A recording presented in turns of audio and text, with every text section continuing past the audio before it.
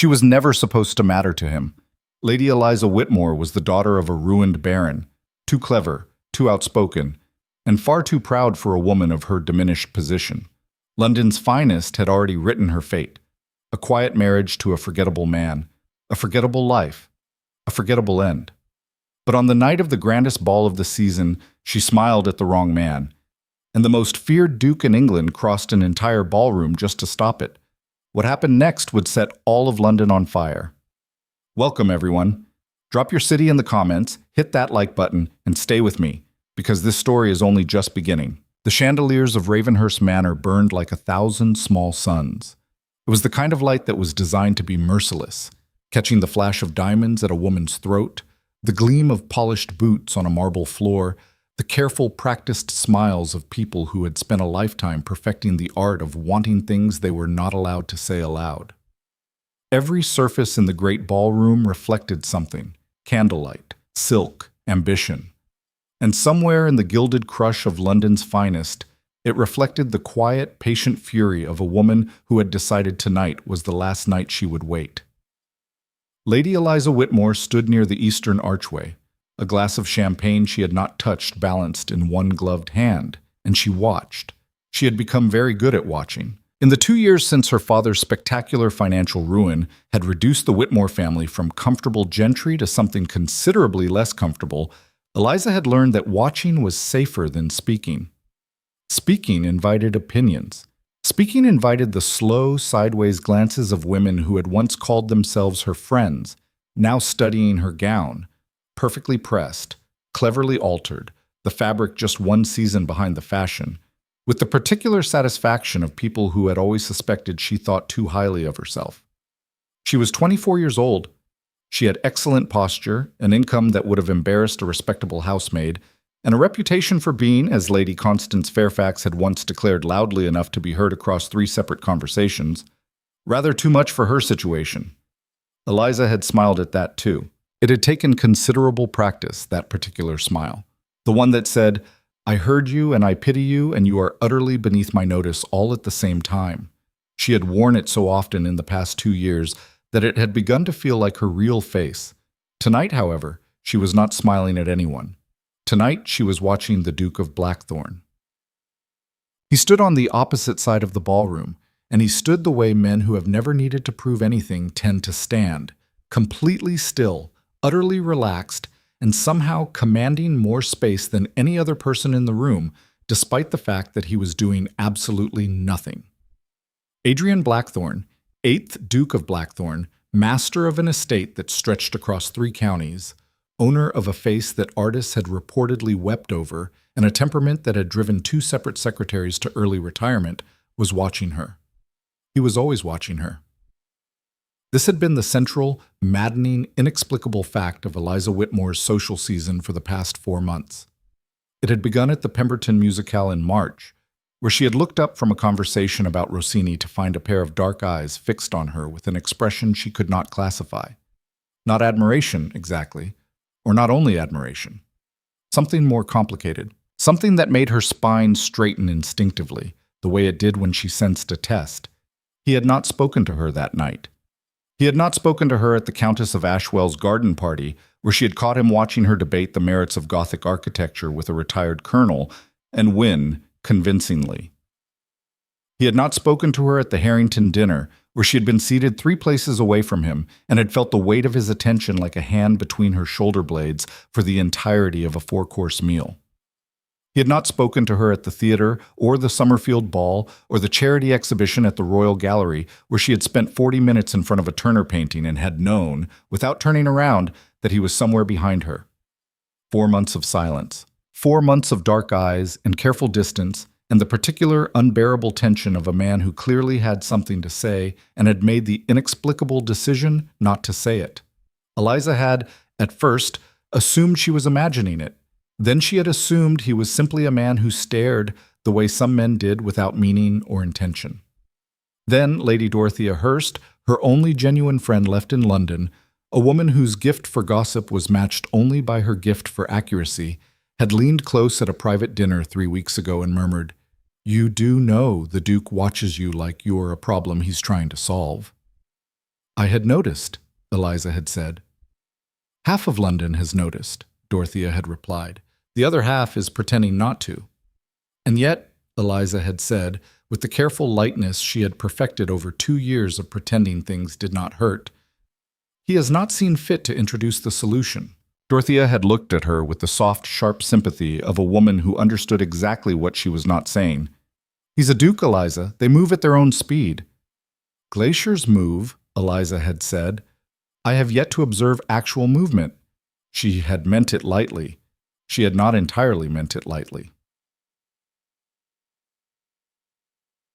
The truth she had not said to Dorothea, the truth she had barely permitted herself to think clearly, was that she was tired.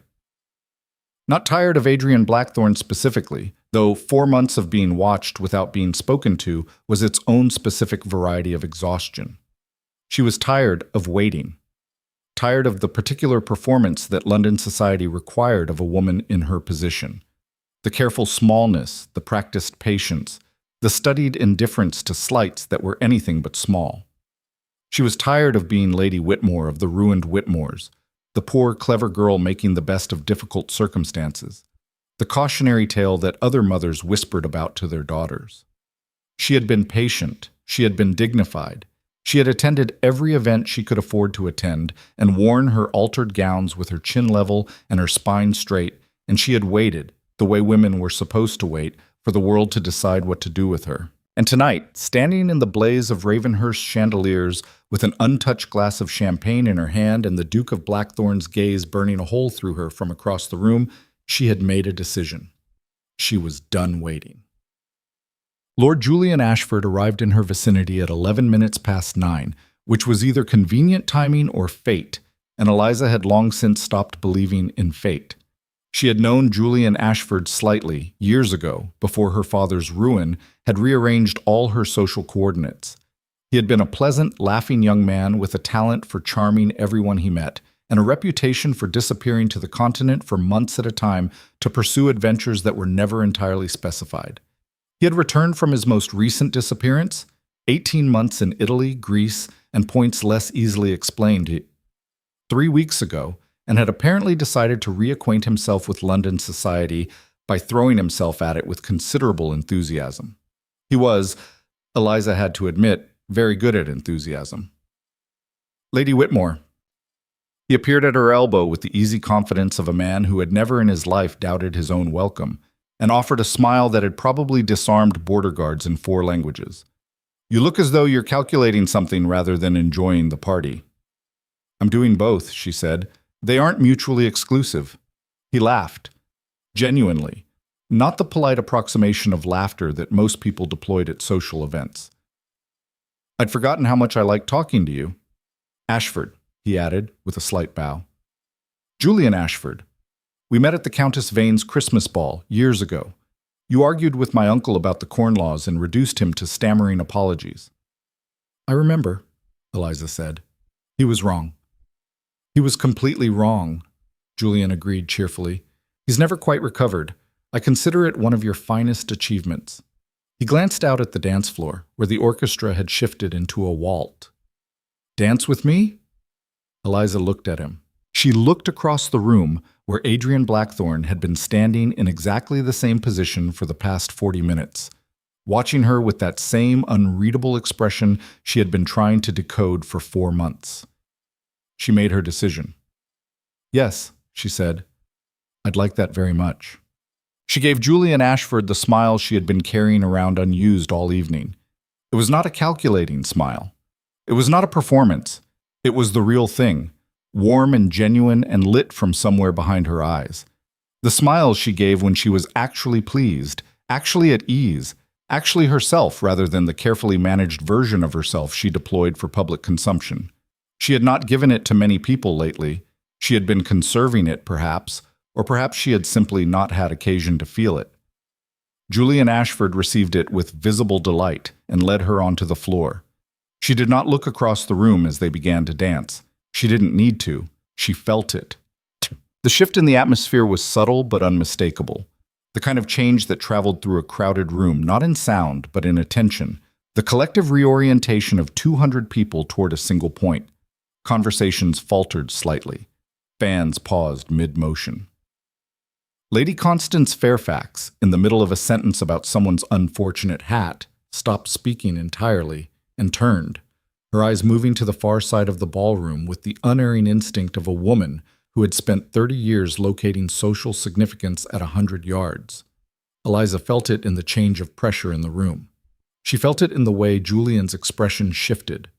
Still pleasant, still smiling, but with a new alertness, like a man who has just realized the weather is changing. She felt it most in the moment the music seemed to pause. It did not, the orchestra played on, but everything else seemed to hold its breath. And then she heard the footsteps, not hurried. Never hurried. He was too controlled for that, but deliberate.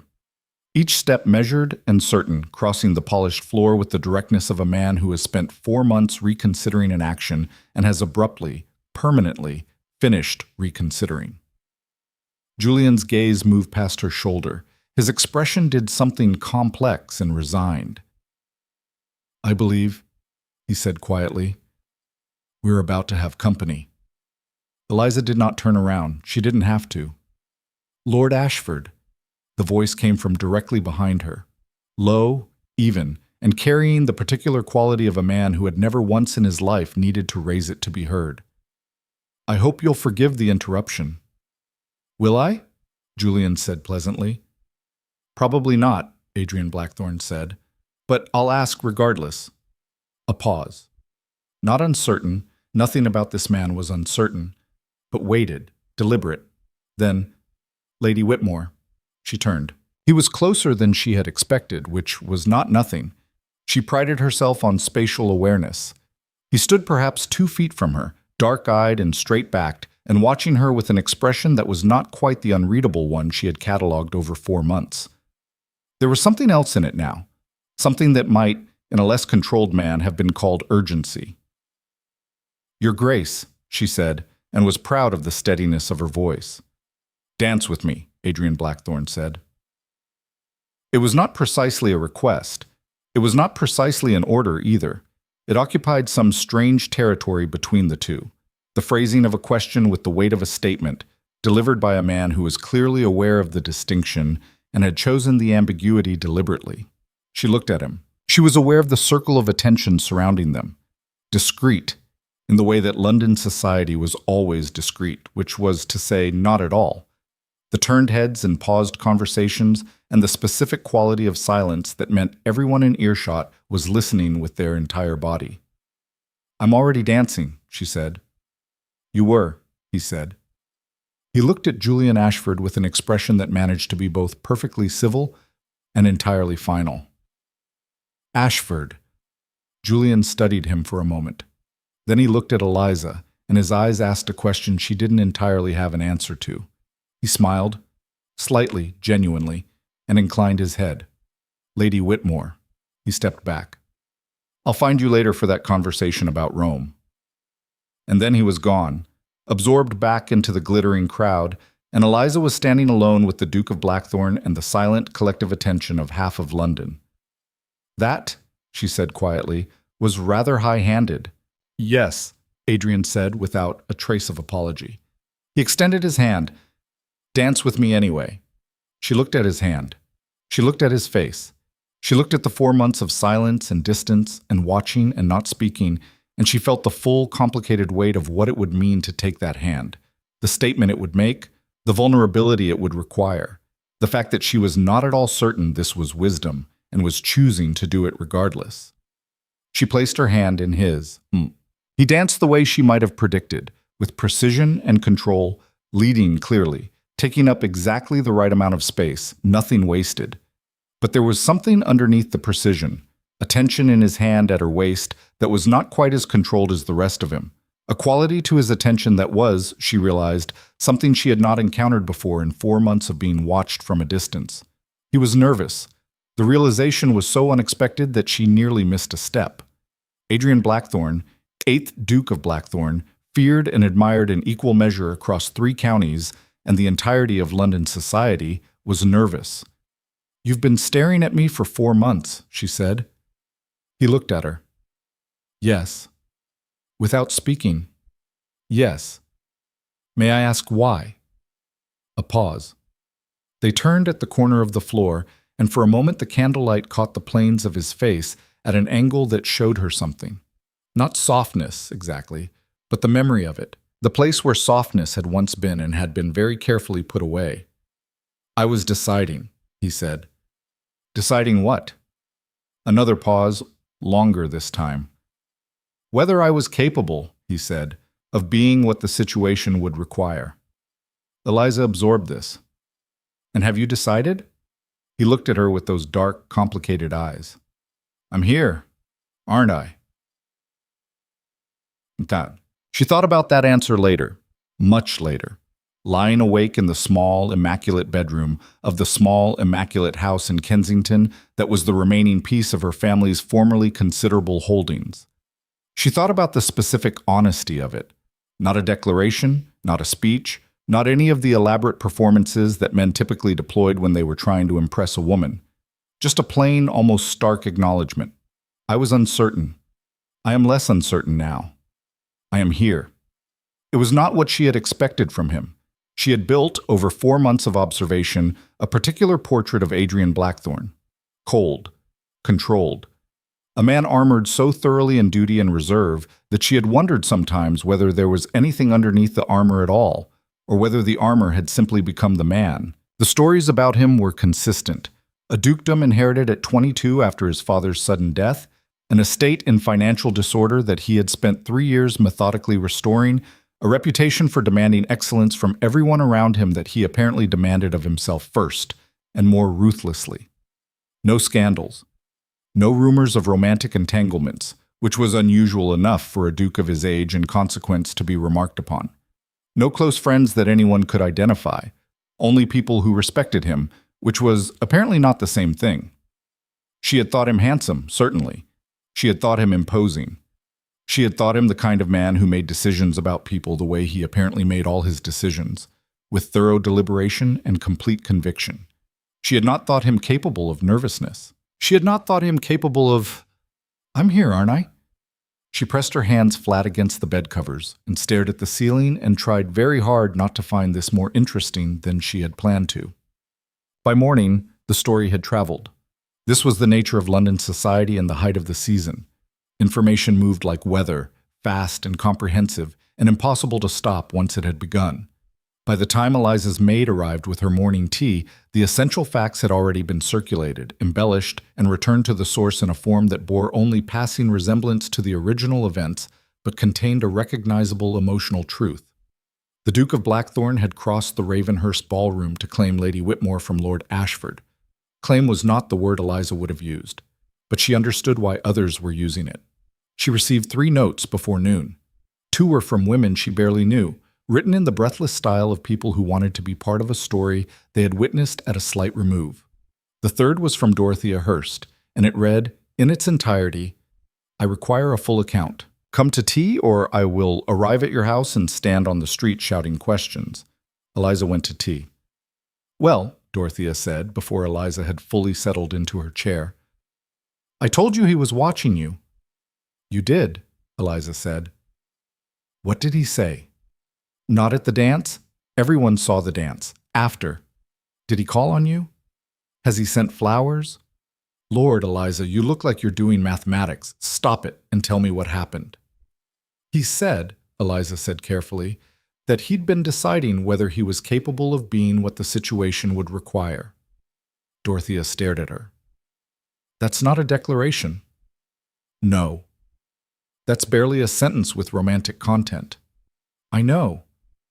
And yet, Dorothea said slowly, you're sitting there looking like someone handed you a very complicated gift, and you haven't decided whether to open it yet. She leaned forward.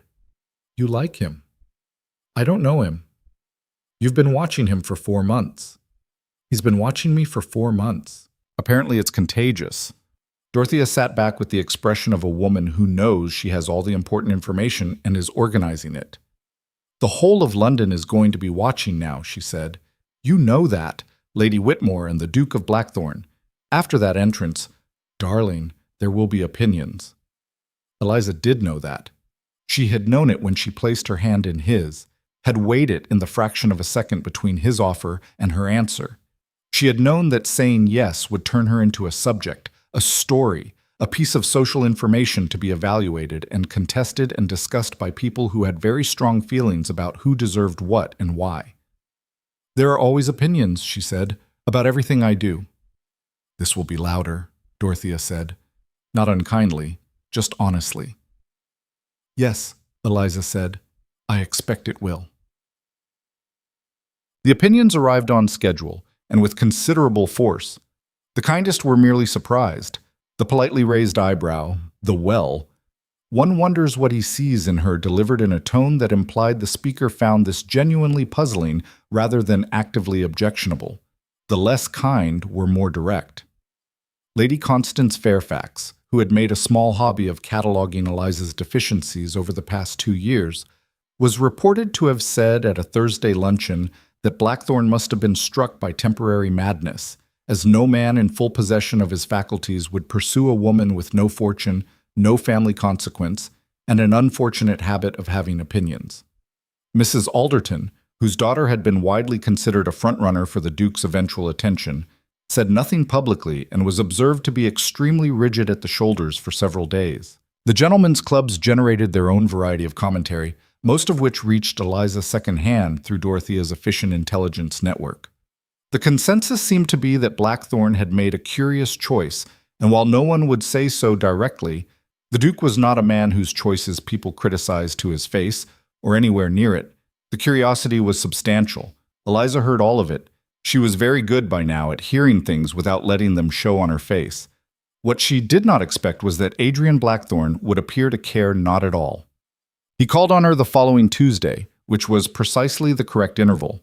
Not so quickly as to seem desperate, not so slowly as to suggest indifference. And he did it in the plain, direct manner that she was beginning to recognize as characteristic.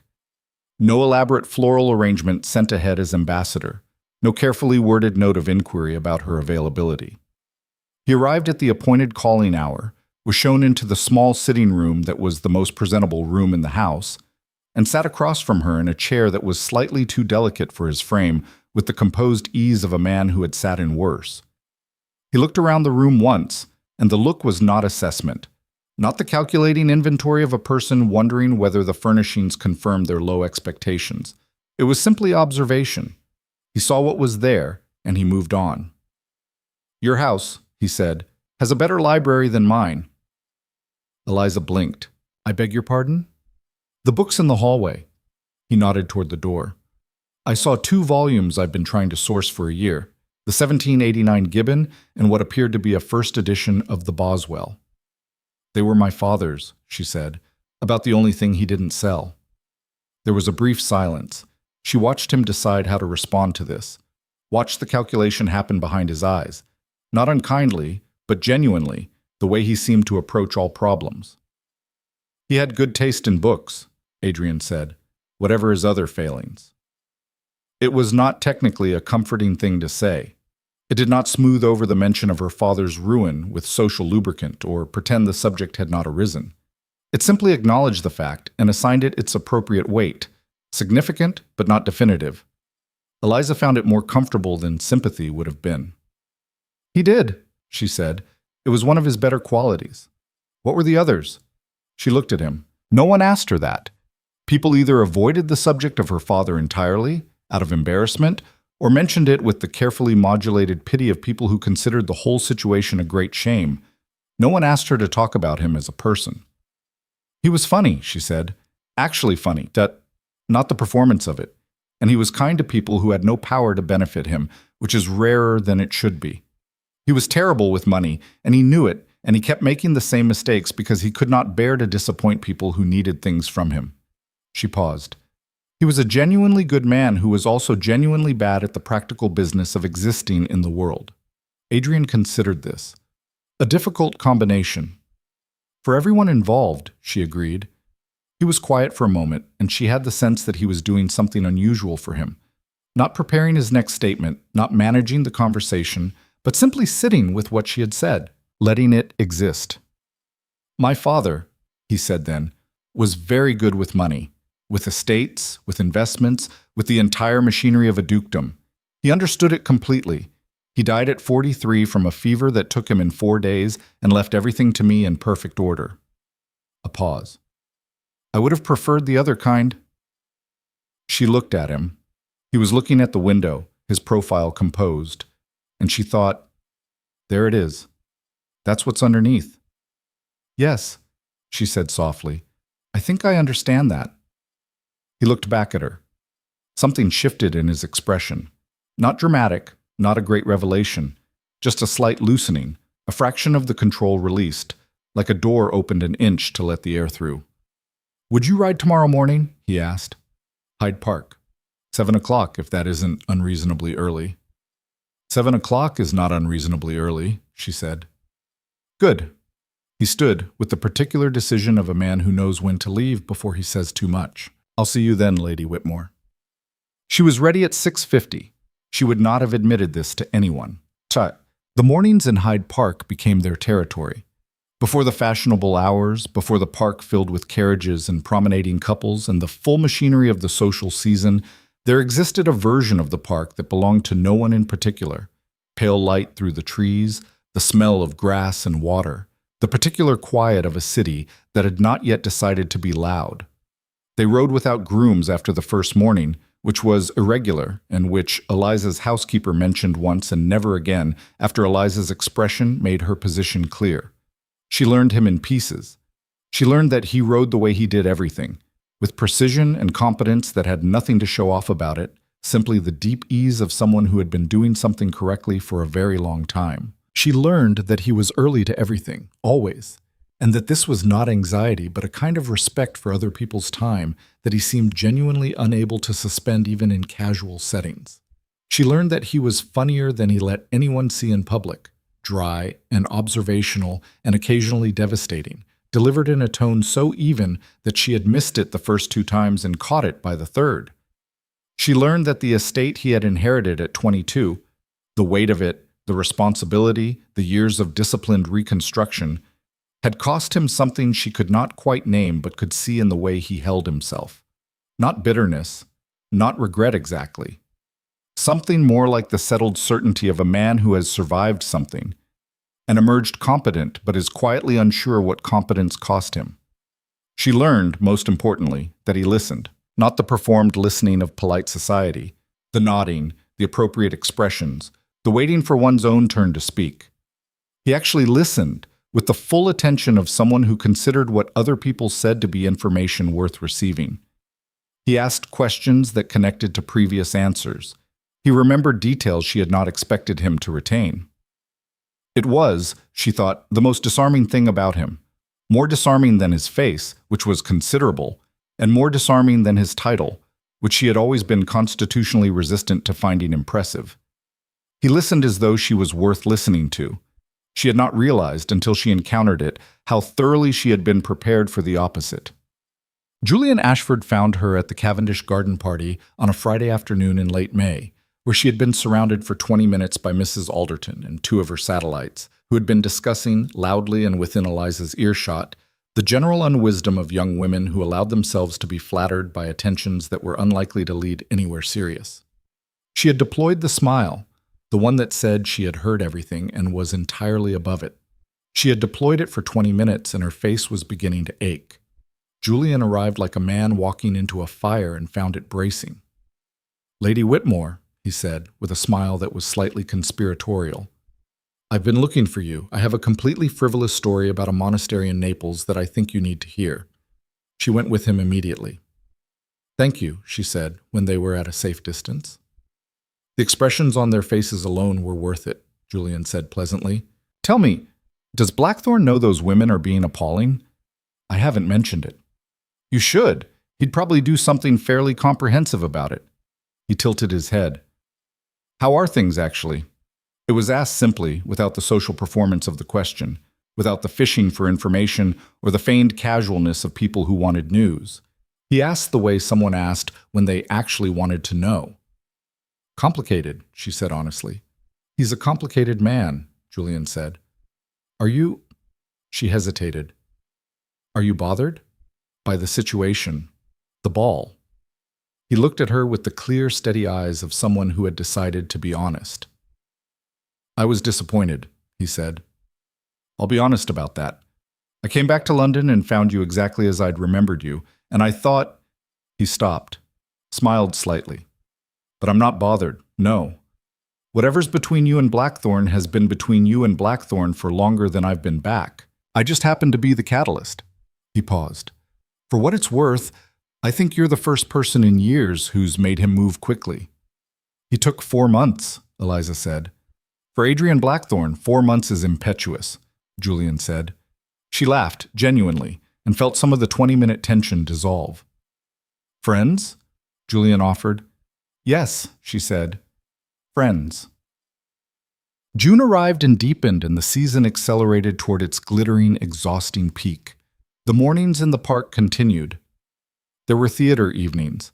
Eliza, Adrian, Dorothea, and Dorothea's amiable husband in a box at the Haymarket, where she discovered that Adrian found melodrama genuinely funny and would occasionally make observations under his breath that made her have to suppress laughter at dramatically inappropriate moments.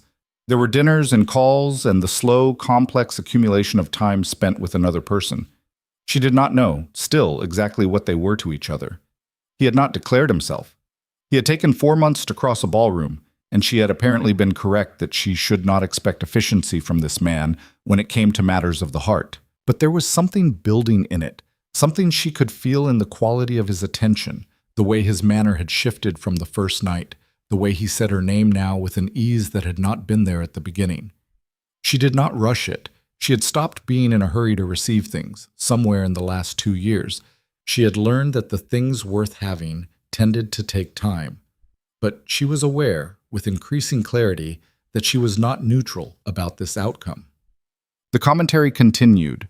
She heard it at intervals, delivered directly or carried to her by Dorothea's reliable network, or simply felt in the atmosphere of rooms when she entered them. Lady Constance had been refining her position. The daughter with the ruined baron and the opinions and the not-quite-correct gowns and the unfortunate tendency to hold her own in conversation was not, it was being murmured, a suitable prospect for the Duke of Blackthorne.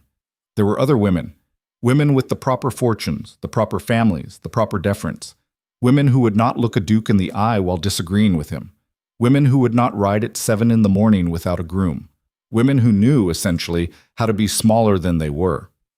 Eliza heard this. She stood straight and smiled the smile and said nothing. She said nothing to Adrian either because she would not, she refused categorically, to be a woman who needed a man to defend her against other people's opinions. But one morning in the park, on a day when the light was coming through the chestnuts in long golden columns and the city was quiet enough to hear the birds, Adrian pulled his horse alongside hers and said without preamble, Lady Fairfax said something to you at the Alderton Musicale last week. It was not a question. His jaw was set in a way she had not seen before. Did she? Eliza said carefully. My housekeeper is friends with the Alderton housekeeper, he said. I know roughly what was said. Eliza looked at him. And I want you to know, he said, and there was something in his voice that was new, stripped of its usual control, not quite raw but close to it, that what those women think of your circumstances is not a consideration I am making. She held very still. I am not, he continued, as though the words cost him something and he had decided to spend them anyway. A man who needs to be told what is appropriate for my situation. I have managed my situation for 12 years without assistance. If it is appropriate for me, it is appropriate. He did not look at her as he said it. He looked at the trees. Blackthorne, she said. He looked at her. Thank you, she said. He nodded once and looked away again, and they rode for a while in silence, and the light came through the trees in long golden columns, and Eliza Whitmore felt something shift in her chest, something that had been held very carefully in place for a very long time, and begin, slowly, to release. She rode home that morning through streets that were filling with the morning's business, vendors and carriages, and the ordinary noise of a city waking up, and she let herself, for the first time in a long time, want something clearly and without condition. She wanted this. She wanted the early mornings and the dry wit under his breath at the theater, and the way he listened and the way he said, I'm here, aren't I, when she asked if he'd decided. She wanted the man who had taken 4 months to cross a ballroom, not because he was indifferent, but because he was underneath all that armor careful. Careful in the way of someone who understood that some things, once broken, could not be fixed. She was not naive about what wanting it meant. There would be more Fairfaxes, more Aldertons, more raised eyebrows and murmured questions about what precisely a duke of his standing thought he was doing. There would be difficulty in judgment and the long work of building something real in a city that was very interested in surfaces. She was not afraid of that. She had been surviving surfaces for 2 years. She was ready for something with weight to it. She rode through the morning streets and let herself want it, and it felt like taking off armor she'd forgotten she was wearing. It felt, against all reasonable expectation, like the beginning of something. The summer turned on London like a thing with teeth. By the second week of June, the heat had settled into the city's stones and would not be moved, pressing down through the afternoons with a dense, particular weight that made ballrooms into ovens and turned the business of being seen into something closer to ordeal. Fans moved constantly. Women wilted in their layers. Men stood redder-faced than their dignity preferred. And the season, which depended on everyone being presentable, ground forward regardless, because London society had never yet allowed physical discomfort to interrupt the more important business of observing other people. Eliza noticed the heat the way she noticed most discomforts now, as a thing to be managed, to be factored in, to be worked around rather than surrendered to. She had become efficient at this over the past 2 years. Efficiency was the necessary response to limited resources, and she had nothing to spare. Not money, not social capital, not the goodwill of a world that was watching with considerable interest to see what would happen next. What was happening next was this. Adrian Blackthorne had begun to court her in earnest, and London had decided it had opinions about that. The opinions were louder than she had anticipated. Not louder than Dorothea had warned. Dorothea was rarely wrong about the volume of London, but louder than some stubborn, private part of Eliza had hoped. She had known they would come. She had prepared herself for them in the abstract, the way one prepares for weather, intellectually ready, still surprised by the actual cold. The central argument, stripped of its various social embroideries, was simple. She was not enough. Not enough fortune, not enough family name, not enough of the correct kind of nothing said too loudly that London required of women who aspired to significant marriages. The Whitmore name had once been respectable enough to open doors, but respectable enough was a very different thing from the complete, unquestioned eligibility that a match with the Duke of Blackthorne seemed, to many people, to require. What made it worse, what transformed ordinary social skepticism into something with sharper edges, was that Eliza herself refused to behave as though she agreed with this assessment. This was, apparently, the unforgivable part. A woman in her position was expected to be grateful.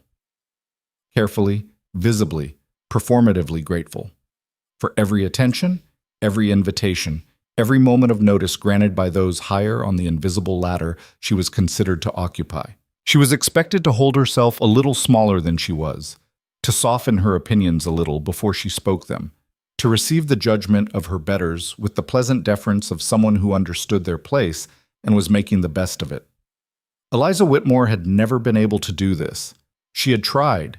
In the first months after her father's death, and the full scope of the ruin had become clear. She had tried the smallness and the gratitude and the careful management of how much of herself she permitted to show in public. It had lasted approximately 6 weeks before she had found herself in a conversation with a baronet's wife about the proper conduct of young women, and had said, very pleasantly and with complete clarity, that she found the subject exhausting and preferred to discuss something with actual content. She had been slightly notorious since then. She was comfortable with slightly notorious. What she had not been prepared for was the degree to which her association with Adrian seemed to amplify it, as though proximity to a man of his consequence threw a brighter light on everything about her that London found objectionable, and London had decided that what it found objectionable was, in fact, dangerous. The theory, as Dorothea reported it from the luncheon tables and morning calls where these things were constructed, was that Eliza Whitmore was clever and ruthless and had engineered the whole situation deliberately, that the smile at Julian Ashford, the dance, the months of being watched without speaking, had all been part of a calculated campaign to secure the most significant match available to a woman of her limited circumstances. That she was, in the language used when people wanted to say mercenary without technically saying it, pursuing her interests. Eliza heard this and felt something that was not quite anger and not quite pain, but some precise combination of the two. The particular sting of being understood completely wrong by people who were certain they understood you. The frustrating part, she said to Dorothy on a Wednesday afternoon, when the theory had reached her through 3 separate channels in the same morning, is that there's no answer to it. Anything I do can be made to fit the story. If I withdraw, I'm strategic. If I don't withdraw, I'm relentless. If I'm warm to him, I'm performing. If I'm honest with him, she stopped. If you're honest with him, Dorothea said carefully, they'll say you've ensnared him. Yes, Eliza set down her teacup. It's a very complete trap, isn't it? It's designed to be. Dorothea's voice was gentle but did not flinch. It's the trap they build for women who are too much and don't pretend otherwise. It doesn't require evidence. It just requires repetition. Eliza knew this. She knew it intellectually, and she knew it from experience, and she had thought she knew it well enough that it couldn't reach her anymore. She had thought the armor was complete. She was wrong about that, as it turned out. The armor had a seam. The seam was Adrian. Because she did not, in the end, care very much what Lady Fairfax or Mrs. Alderton or the collective luncheon tables of Mayfair thought of her motivations. She had survived 2 years of their assessments. She could survive more, but she cared, more than she had planned to, more than was entirely comfortable, what he thought. And the question that the trap planted, and that she could not entirely pull out by the roots, was this. Did he know what they were saying? And if he knew, what did he believe? She had not asked him. She would not ask him. Asking would be the thing she could not do. It would be giving the trap its teeth, allowing other people's stories about her to become the subject of their conversations, letting London's gossip into the space they had built in the early mornings, and the theater boxes and the quiet of 2 people learning each other slowly. She would not do it. But the question lived in her, small and persistent, like a stone in a shoe. It was still living in her on the Thursday evening when everything changed shape. The Cavendish card party was not the kind of event anyone attended because they wanted to play cards. It was the kind of event that existed to give people a reason to be in the same room, and the cards were a convenient fiction everyone maintained without much conviction. Eliza attended because Dorothea had asked her to, and because she had made a private policy of not declining invitations when declining would be interpreted as retreat. She arrived to find the rooms already full and warm, lit with the amber glow of many candles, the polite noise of 30 conversations overlapping into a pleasant, undifferentiated hum. She found Dorothea near the windows, accepted a glass of something cold, and was beginning to feel that the evening might be navigable when she heard her name. Not spoken to her, spoken about her, 3 feet away, on the other side of a flower arrangement that she was standing beside, and that the 2 women speaking had apparently not noticed. Said he was seen calling on her again Tuesday last. This was a voice she recognized. Miss Harriet Vane, 22 years old, currently in her 2nd season, possessed of a fortune considerable enough to make social caution optional. 3 times in a fortnight. It's quite astonishing. The second voice was Mrs. Pendleton, whose husband sat in the Lords and who wore her consequence visibly. Whatever can he be thinking? Mamma says he can't be thinking at all, Miss Vane said, with the light, fond amusement of someone repeating a line they found clever. She says a man who has kept himself sensible for 30 years is bound to lose his reason eventually, and he simply had the misfortune of losing it over the wrong woman. A small pause.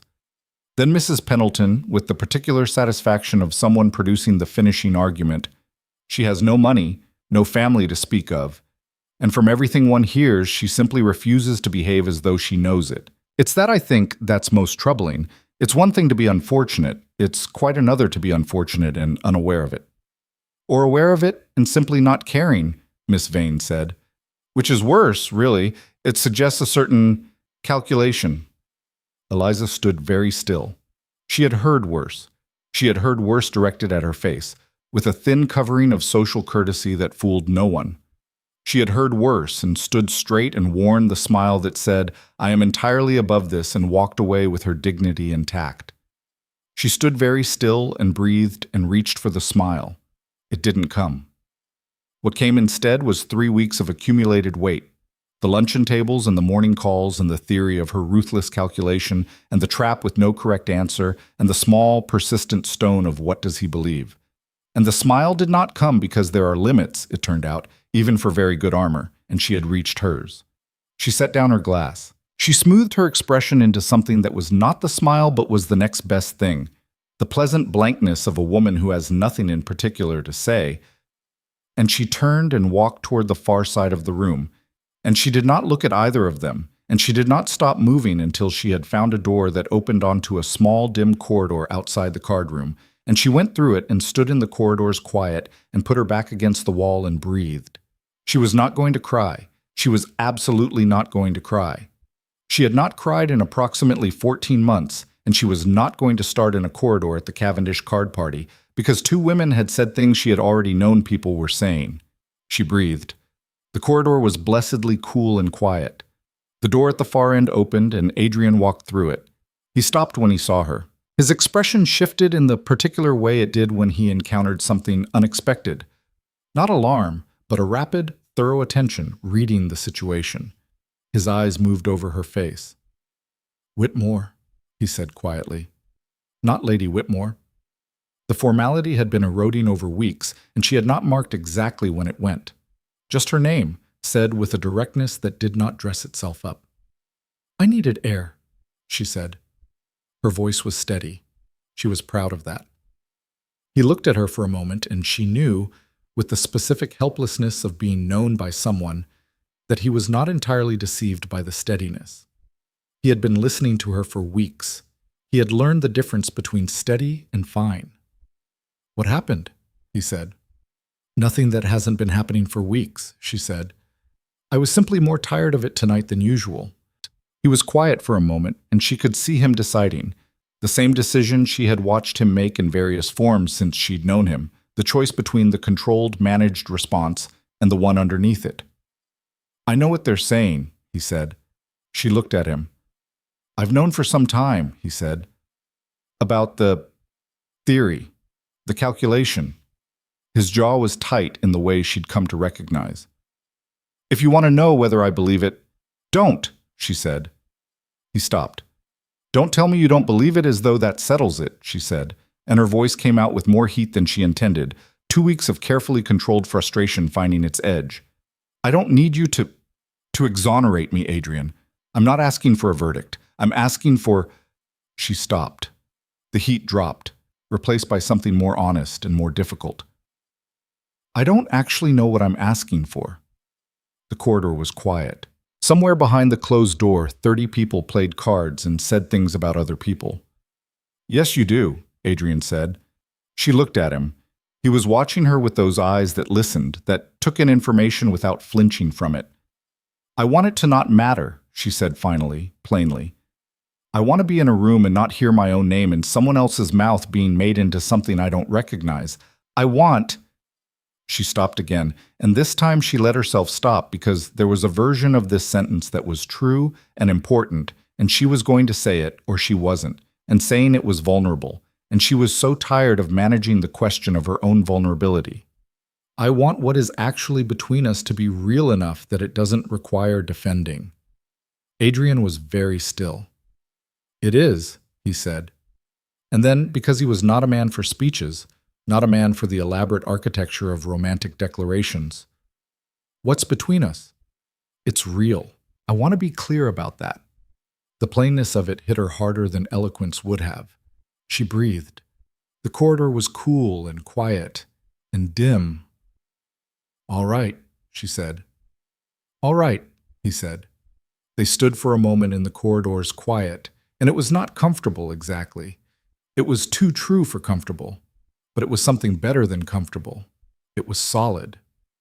Julian Ashford found them there approximately 90 seconds later, coming through the same door Adrian had used with the slightly harried expression of a man who had been looking for someone. He took in the corridor, the 2 of them, the quality of the silence, and his expression completed a rapid and fairly comprehensive calculation. "I'll just—" he began.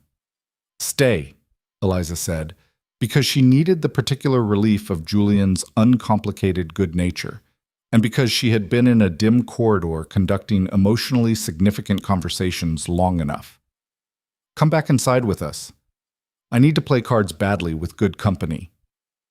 Julian looked between them. Something in his face was fond and slightly resigned, and also, she thought, genuinely glad. "Cards badly," he said. "I can assist with that. I lost 40 pounds at this table last month, and I'm working up to losing more."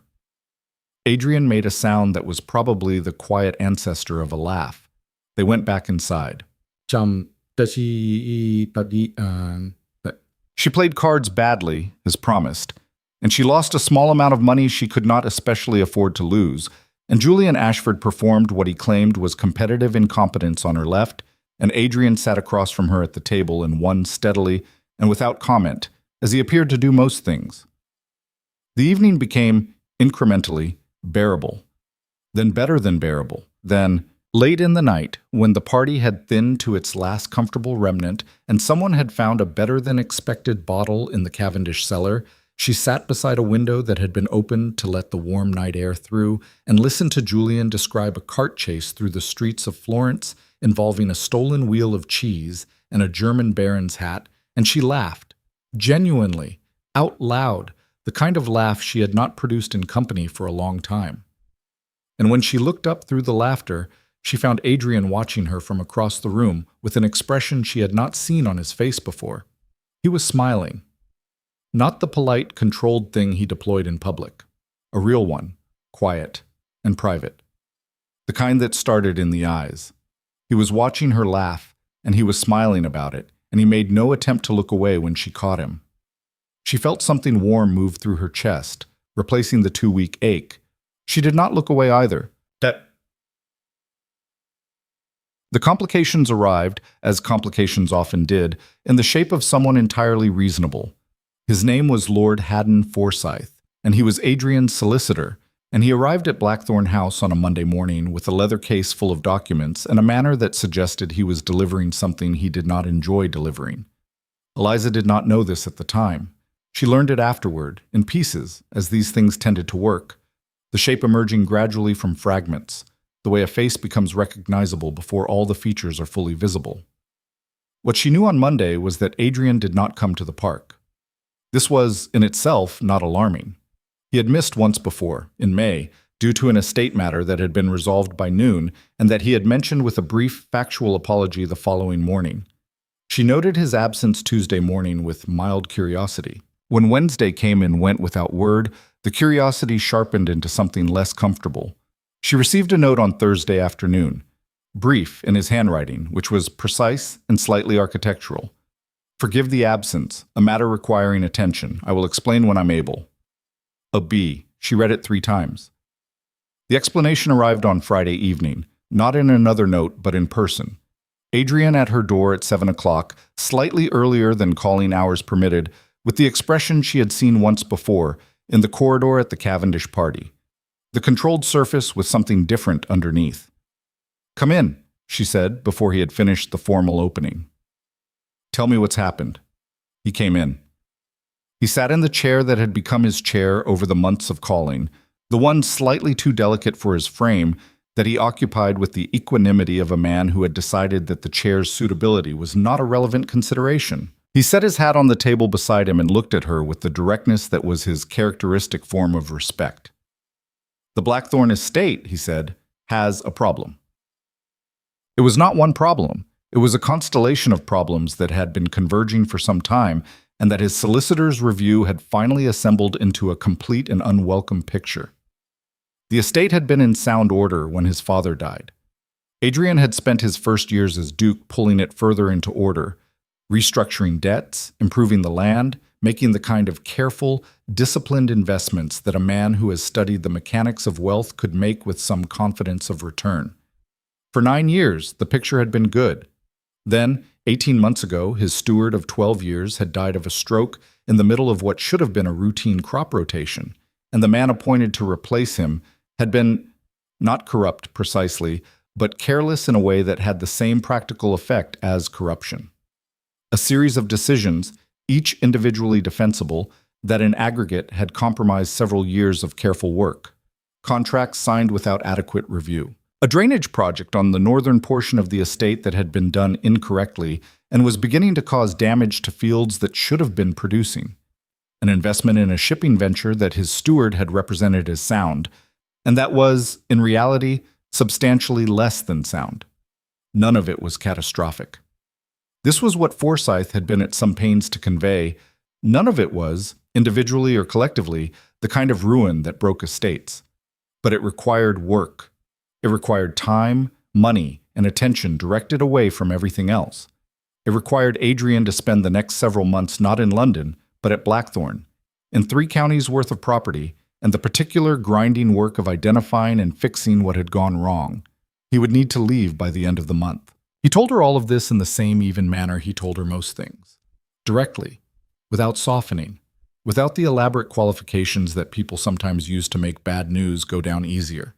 She had come to understand that this was his form of respect. He did not manage her reactions because he trusted her to manage them herself. She listened to all of it. She asked 2 questions, both practical. She noted that the drainage problem was almost certainly fixable within a single season if the work was done correctly, which she had gathered from a conversation with an agricultural reformer she'd met at the Harrington dinner in March. Adrian looked at her when she said this. "You know about drainage systems." "My father's estate had a drainage problem," she said. "I learned more about it than I planned to. The principle is not complicated. It's the execution where people go wrong." She paused. "I could write to Mr. Holloway.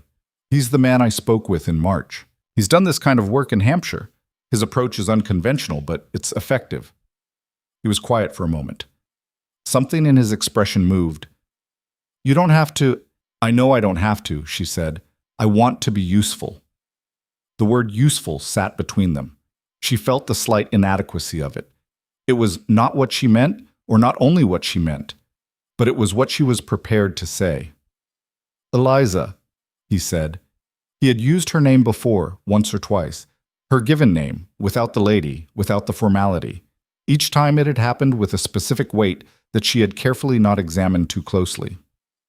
"There are people," he said, and his voice was doing the careful thing, the stripped-down, honest thing, "who will say that my leaving London is convenient for them, that my being occupied at Blackthorne gives them room to—" He stopped, started again. "I want you to know that nothing that occurs at a distance will change what I told you in that corridor." She understood what he was not quite saying. She understood the calculus he had done, the gossip that would intensify without him present to silence it by his proximity, the opinions that would move more freely in his absence, the stories that would be told about a duke who had left a woman in London and gone to tend to more pressing concerns. She understood it. She was not afraid of it. "I know," she said. "I'll be back before the midsummer ball," he said. "I know," she said again. He looked at her for a long moment, and she saw the thing she had identified in the corridor, the souledness, and she felt it reflected in herself, the same quality, the same refusal to be moved by things that did not deserve to move her. "Write to Holloway," he said finally. "Please." She wrote to Holloway the following morning. He left London on the 22nd of June, and the city immediately set about behaving exactly as he had anticipated. The first few days were quiet, the quiet of a situation not yet fully understood, people recalibrating. Then the calibration completed, and the noise began. The interpretations were varied and consistent in their underlying conclusion. Eliza Whitmore had overreached. The Duke had come to his senses. His departure was the natural correction of an unnatural situation, the social order reasserting its logic after a period of temporary confusion. Various women who had been quietly furious about the whole business for weeks now found the validation they had been waiting for, and said things with the particular satisfaction of people who have been proven right, even in cases where the proof was mostly imaginary. None of this was said to Eliza's face, except once. It was at the Pemberton afternoon reception, which she attended because she had decided 6 months ago not to treat her social life as a casualty of other people's narratives, and she maintained that decision now through simple force of habit. She was standing with Dorothea, discussing nothing important, When Lady Constance Fairfax arrived in her vicinity with the specific deliberateness of a woman who has been working up to something. "Lady Whitmore," Lady Constance said with a smile that was doing a great deal of social work, "how brave of you to still be about." Eliza looked at her. "I'm sorry?" "One simply assumed," Lady Constance said, "that with Blackthorne gone to his estate, indefinitely one hears, you might find the season less engaging." The smile again, all surface, nothing beneath. "One admires your resilience." Eliza felt Dorothea tense beside her. She felt something move through her own chest. Not the stone now, not the tired ache, but something cleaner and sharper. The end, perhaps, of the phase in which she had given other people's assessments of her the authority to occupy her body. "Lady Constance," she said pleasantly, "your ability to construct an insult with the grammar of a compliment is genuinely remarkable. I've always admired it. It takes a special kind of dedication to practice." There was a fractional silence. Dorothea made a sound that was technically a cough. Lady Constance's smile stayed in place, but something behind it flickered. "I meant no offense." "I know," Eliza said. "You never do." "That's what makes it such an effective technique." She inclined her head. "Enjoy the reception." She turned back to Dorothea. Her heart was beating somewhat faster than usual. Otherwise, she felt fine. Better than fine. She felt, improbably, like a woman who had just set something down that she had been carrying for 2 years without realizing she was still holding it. Dorothea stared at her. "I need you to understand," she said slowly, "that I love you very much, and I am also slightly terrified of you." "Good," Eliza said. A letter arrived from Blackthorne in the first week of July. It was 3 pages long, which surprised her. She had expected brevity, his characteristic efficiency, the essential facts delivered without elaboration. 3 pages was not brevity. 3 pages was something else. He wrote about the estate, yes, the drainage work that Holloway had agreed to consult on, the contracts that were being reviewed and renegotiated, the northern fields that were recoverable with the right attention. He wrote about the house itself, the great stone pile that had been in his family for 3 generations, which was apparently magnificent and cold and full of rooms that had not been properly used since his mother's time. He wrote about the tenants he had been riding out to see, the people whose livelihoods depended on decisions he made in offices they would never enter, and there was in those sentences a quality she recognized, the weight of responsibility held by a man who took it seriously enough that it pressed on him. And then, on the 3rd page, without transition or preamble, he wrote, "I find I am better at writing this than I expected. I am not, in general, a man who writes things down. The thinking comes more easily spoken. But you are not here to speak to, and I have found that I am considerably more aware of that absence than I anticipated.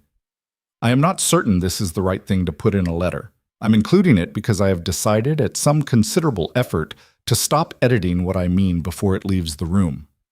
She sat at her writing desk and read those sentences several times. She thought, there he is. The man under the armor. The man who had taken 4 months to cross a ballroom, not because he was slow, but because he was careful. Because he had learned that some things cost more than they returned and had been trying for years to determine whether this particular thing was worth the cost. She thought, he has decided it is. She wrote back the same afternoon. 5 pages. She did not edit. The summer moved. Letters crossed between London and Blackthorne at a pace that Eliza's housekeeper began to regard with visible interest. Holloway went to assess the drainage and wrote to Eliza with his findings, which she forwarded to Adrian with annotations, which he returned with questions, which she answered with more annotations. And somewhere in the practical exchange of information about water tables and field gradients and the particular stubbornness of clay soil, something else was being said. A conversation in a different register, conducted through the medium of agricultural reform. Dorothea noticed. "You're consulting on his estate management," she said one afternoon, watching Eliza annotate Holloway's latest report. "I have relevant experience," Eliza said. "You have relevant feelings," Dorothea said. "The experience is the excuse." Eliza did not argue this. She picked up her pen and kept annotating. "He's coming back for the midsummer ball," Dorothea said. "So he said." "That's 3 weeks." A pause. Eliza, the whole city is going to be watching that night. Whatever happens when he walks back through that door. I know, Eliza said. Do you? Because it's not just about you two anymore. It hasn't been since the first night. Every person in that ballroom is going to have a position on what it means when he… Dorothea. Eliza put down the pen, looked at her friend with the directness she had been practicing, the new kind, the one that did not require armor. I know. I have thought about it considerably. I have made my peace with the fact that my life is, for the moment, a subject of great interest to people who don't know me. She paused. I am going to the midsummer ball. I am going to wear the best dress I can manage, and I am going to stand in whatever room I'm standing in and not be less than I am because it makes other people more comfortable. Dorothea looked at her for a long moment. Her eyes were bright. Right, she said softly. Right, Eliza agreed. She picked up her pen. Outside the window, London went about its business in the heat, indifferent and relentless, and 3 weeks away, on the far side of the calendar, the midsummer ball waited. She finished her annotations. She folded them carefully. She addressed the letter to Blackthorne and sealed it and left it for the morning post. And she sat in the fading light of the afternoon and felt the strange, clarifying sensation of a woman who has decided, absolutely and without reservation, where she stands, and discovered that the ground is solid under her feet. She did not know what was coming, but she had stopped being afraid of it. That was the thing she had not expected the moment the fear left. Not dramatically, not all at once. It had been leaving by increments for weeks, like water out of a cracked vessel, slow enough that she had not noticed until she reached for it one afternoon and found it was simply gone. The fear that she was too much, not enough, wrong in some essential way that other people could see and she could not. The fear that wanting things clearly and without apology was itself the character flaw that would undo her. Gone. Replaced by something quieter and more durable, something that did not have a name she was immediately prepared to give it, but that sat in her chest like a stone that had finally found its correct position. Not gone, not comfortable in the decorative sense, but solid in the way of things that are exactly where they are supposed to be. 3 weeks. She could wait 3 weeks. She had, after all, become very good at waiting. 3 weeks, it turned out, was exactly long enough for London to build something genuinely dangerous. She had understood going in that the gossip would intensify. She had prepared for it the way she prepared for most things now, with clear eyes and the particular steadiness of a woman who has stopped expecting the world to be fair and has decided to navigate it as it actually is. She had her annotations and her letters and the solid quiet of knowing where she stood. She had Dorothea and Julian and her own 2 feet under her. What she had not accounted for was Lord Erasmus Vane. He arrived in her awareness gradually, the way the worst things usually did. Not with a single dramatic entrance, but as an accumulation of small signals that only assembled into a clear picture when she stepped back far enough to see the whole. A mention here, a name there. Dorothea saying, in passing, on a Tuesday morning, that she had heard Harriet Vane's father had been making inquiries. Eliza had noted it and moved on. Then Julian, at a gallery exhibition the following week, with the careful manner of a man who was not sure how much to say. Eliza, Vane is talking to people. What kind of talking? She had asked. The organized kind, Julian had said. She had understood then that this was a different order of problem. Lord Erasmus Vane was 63 years old, a baron of considerable standing, and a man who had spent 4 decades in the controlled, methodical accumulation of influence. Not political influence, precisely. He held no office, chaired no committees. His influence was social and financial, and operated in the quieter registers of who owed whom what, and who could be relied upon to act in the interests of the general understanding when the general understanding required protecting. He was the kind of man who did not speak in public rooms about his positions, because his positions were delivered privately and arrived at their destinations with the full weight of implication already attached. His daughter Harriet was 22 years old and had an income of £30,000, and had been, according to Dorothea's meticulous intelligence, on the informal short list of women that various interested parties considered appropriate for the Duke of Blackthorne. She was pleasant, beautiful, and utterly without the particular defect that Eliza seemed to carry like a brand. She knew precisely how to be as large as required and no larger, to fill exactly the shape of the space she was given without pressing against its edges. Vane had watched the developments of the past months with the quiet attention of a man who knows that waiting is frequently the most powerful strategy available. He had watched Blackthorne cross the ballroom, and he had watched the mornings in the park, and the theater evenings, and the 3 pages of letters going north, and he had made his calculation, and his calculation had apparently produced an action plan. What that plan consisted of, Eliza learned piece by piece over the 10 days before the midsummer ball, and what it consisted of was this: a systematic and coordinated effort to make Adrian Blackthorne reconsider his associations before he returned to London. It was not confrontational. Vane was too sophisticated for confrontation. Confrontation left marks, created opposition, gave the other party a clear surface to push against. What he did instead was operate on the vast, invisible network of connection and obligation that underpinned London's upper reaches, touching it at points she could not see and producing effects she could only observe from a distance. An old friend of Adrian's family wrote him a letter from his club, the contents of which she would never know, but the timing of which she clocked with cold clarity. A respected figure in the financial community, a man who had dealings with the Blackthorne estate, was reported to have expressed certain opinions about the general unwisdom of personal entanglements that complicated business relationships. 2 members of Adrian's club, men whose esteem he valued, began to be mentioned in contexts that suggested their warm regard was perhaps somewhat conditional. None of it, individually, was anything she could name. None of it, individually, was anything she could point to and call by its real name, without sounding like a woman constructing conspiracy out of coincidence. But the pattern was visible to anyone who knew how to look at it, and Eliza had spent 2 years learning exactly how to look at the invisible architecture of social consequence. They were trying to cost him. Not her. Her they had already written off, had been writing off for months.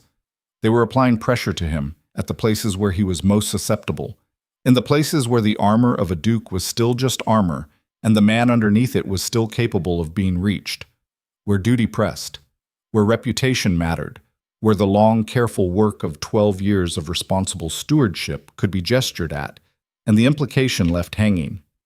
Is this worth that? She sat with this knowledge for 2 days.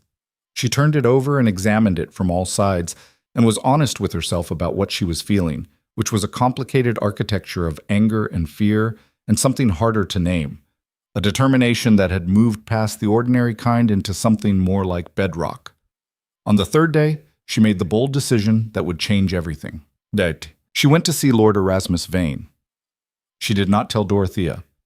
She did not ask permission or seek advice or spend time considering whether this was wise, because she already knew it was not wise in the conventional sense, and she had made her peace with that.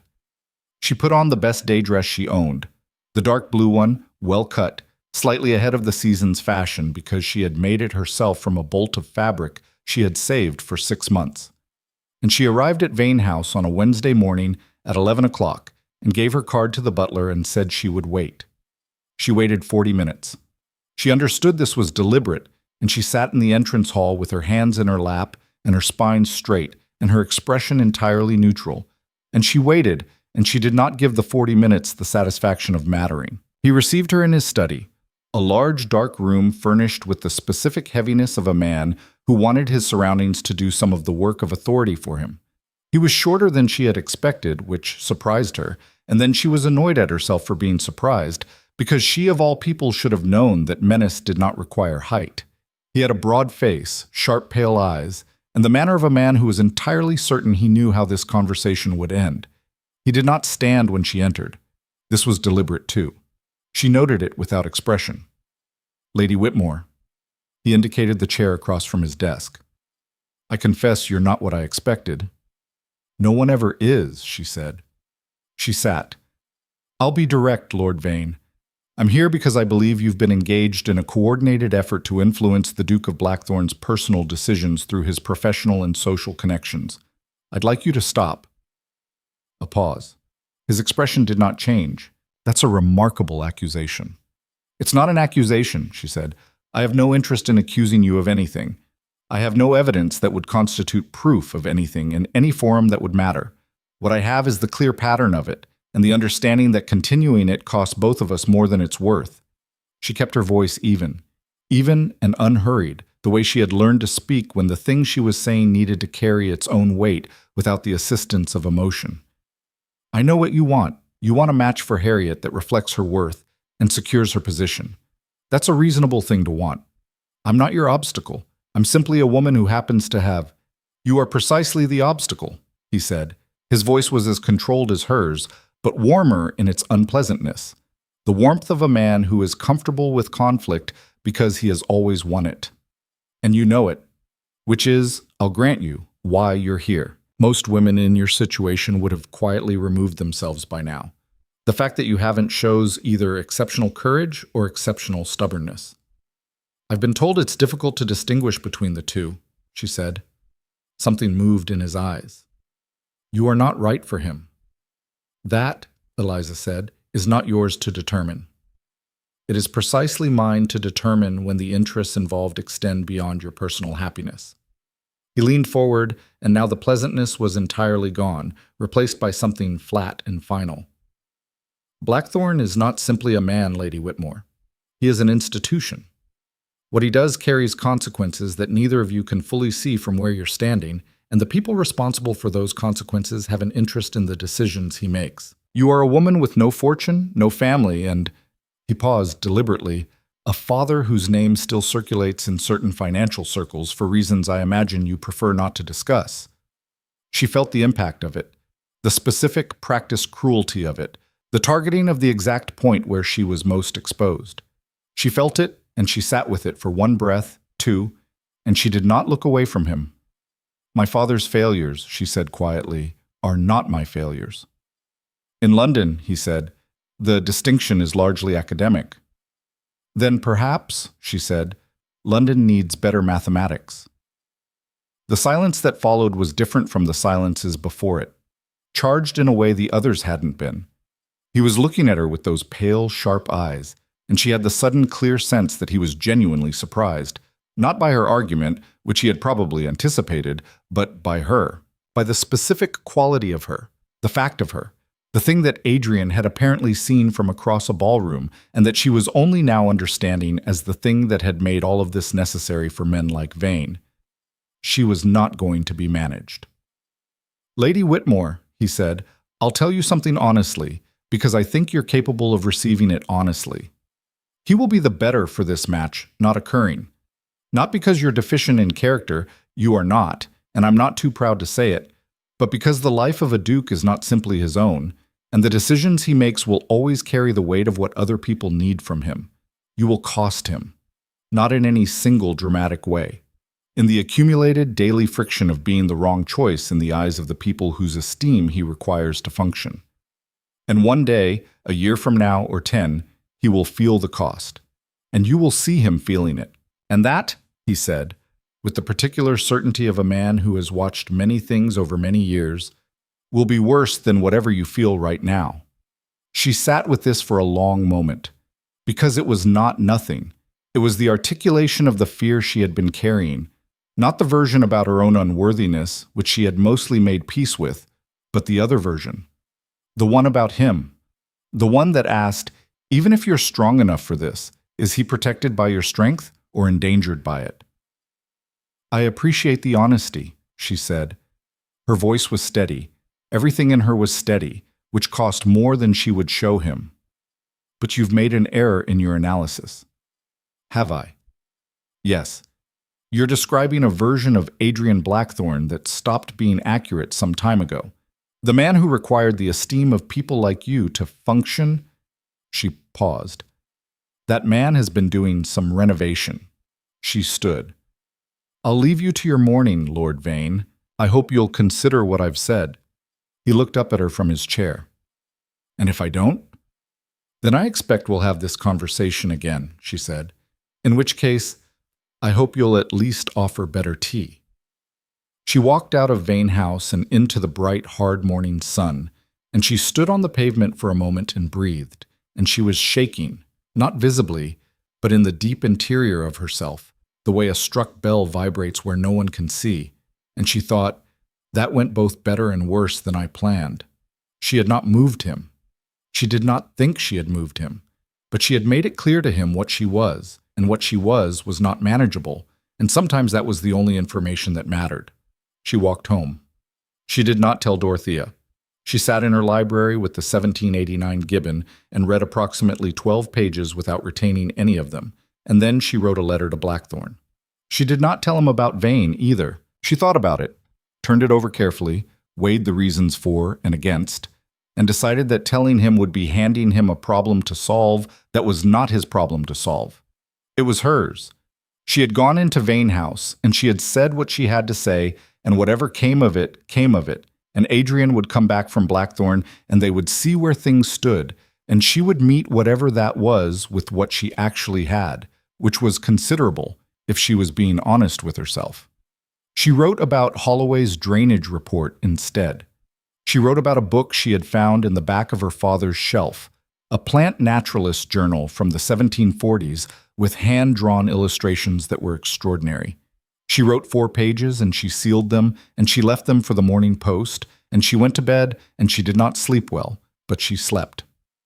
The midsummer ball was at Carrington House, which was one of the largest private properties in London, and which the Earl of Carrington opened once a year with the deliberate, calibrated generosity of a man who understood that magnificence, strategically deployed, was its own form of power. It was July 14th. The evening was warm and clear, the sky above the city holding on to its blue later than usual, and the carriages arriving in Carrington Street formed a slow, brilliant procession of silk and jewels and the careful maintenance of expression that London required of its upper 10,000. Eliza arrived with Dorothea and Dorothea's husband, which was a practical arrangement that also served as social armor. Arriving alone would have provided commentary material, and she was trying to control the variables of the evening, at least those that could be controlled. She wore the garnet silk. She had finished it 3 days ago. 4 weeks of careful work, the good fabric she had been saving since February, altered from a pattern she had modified twice to get exactly right. It fit perfectly, which was the result of being your own dressmaker and knowing your own body with the precision of necessity. It was not the most expensive dress in the room. It was possibly the best constructed dress in the room, and she had made it herself. And she stood in it with the quiet, particular confidence of someone wearing something that was genuinely, essentially, theirs. The rooms were extraordinary. Carrington House in full summer opening was one of those spaces that reminded London of what it was capable of when it decided to be. Vast ceilings, the scent of flowers banked extravagantly along every surface, music from an orchestra positioned in the East Gallery, 200 people, the cream of the season, moving through it all with the practiced ease of people who had been preparing for this specific kind of evening since birth.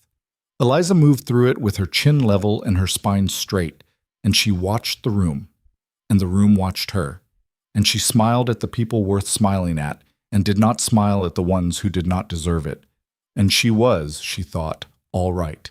She was genuinely, solidly all right. Then Dorothea touched her arm. "He's here," Dorothea said quietly. She turned. Adrian was standing in the entrance of the East Gallery, and he was looking directly at her, and the thing that she had been waiting for since the 22nd of June, the specific, particular ease of "there you are," moved through her chest like a key turning in a lock. He looked tired. She noticed that first. The weeks at Blackthorne were in him, in the slight weathering of his face, the quality of the stillness, something that had been worked down to something more essential.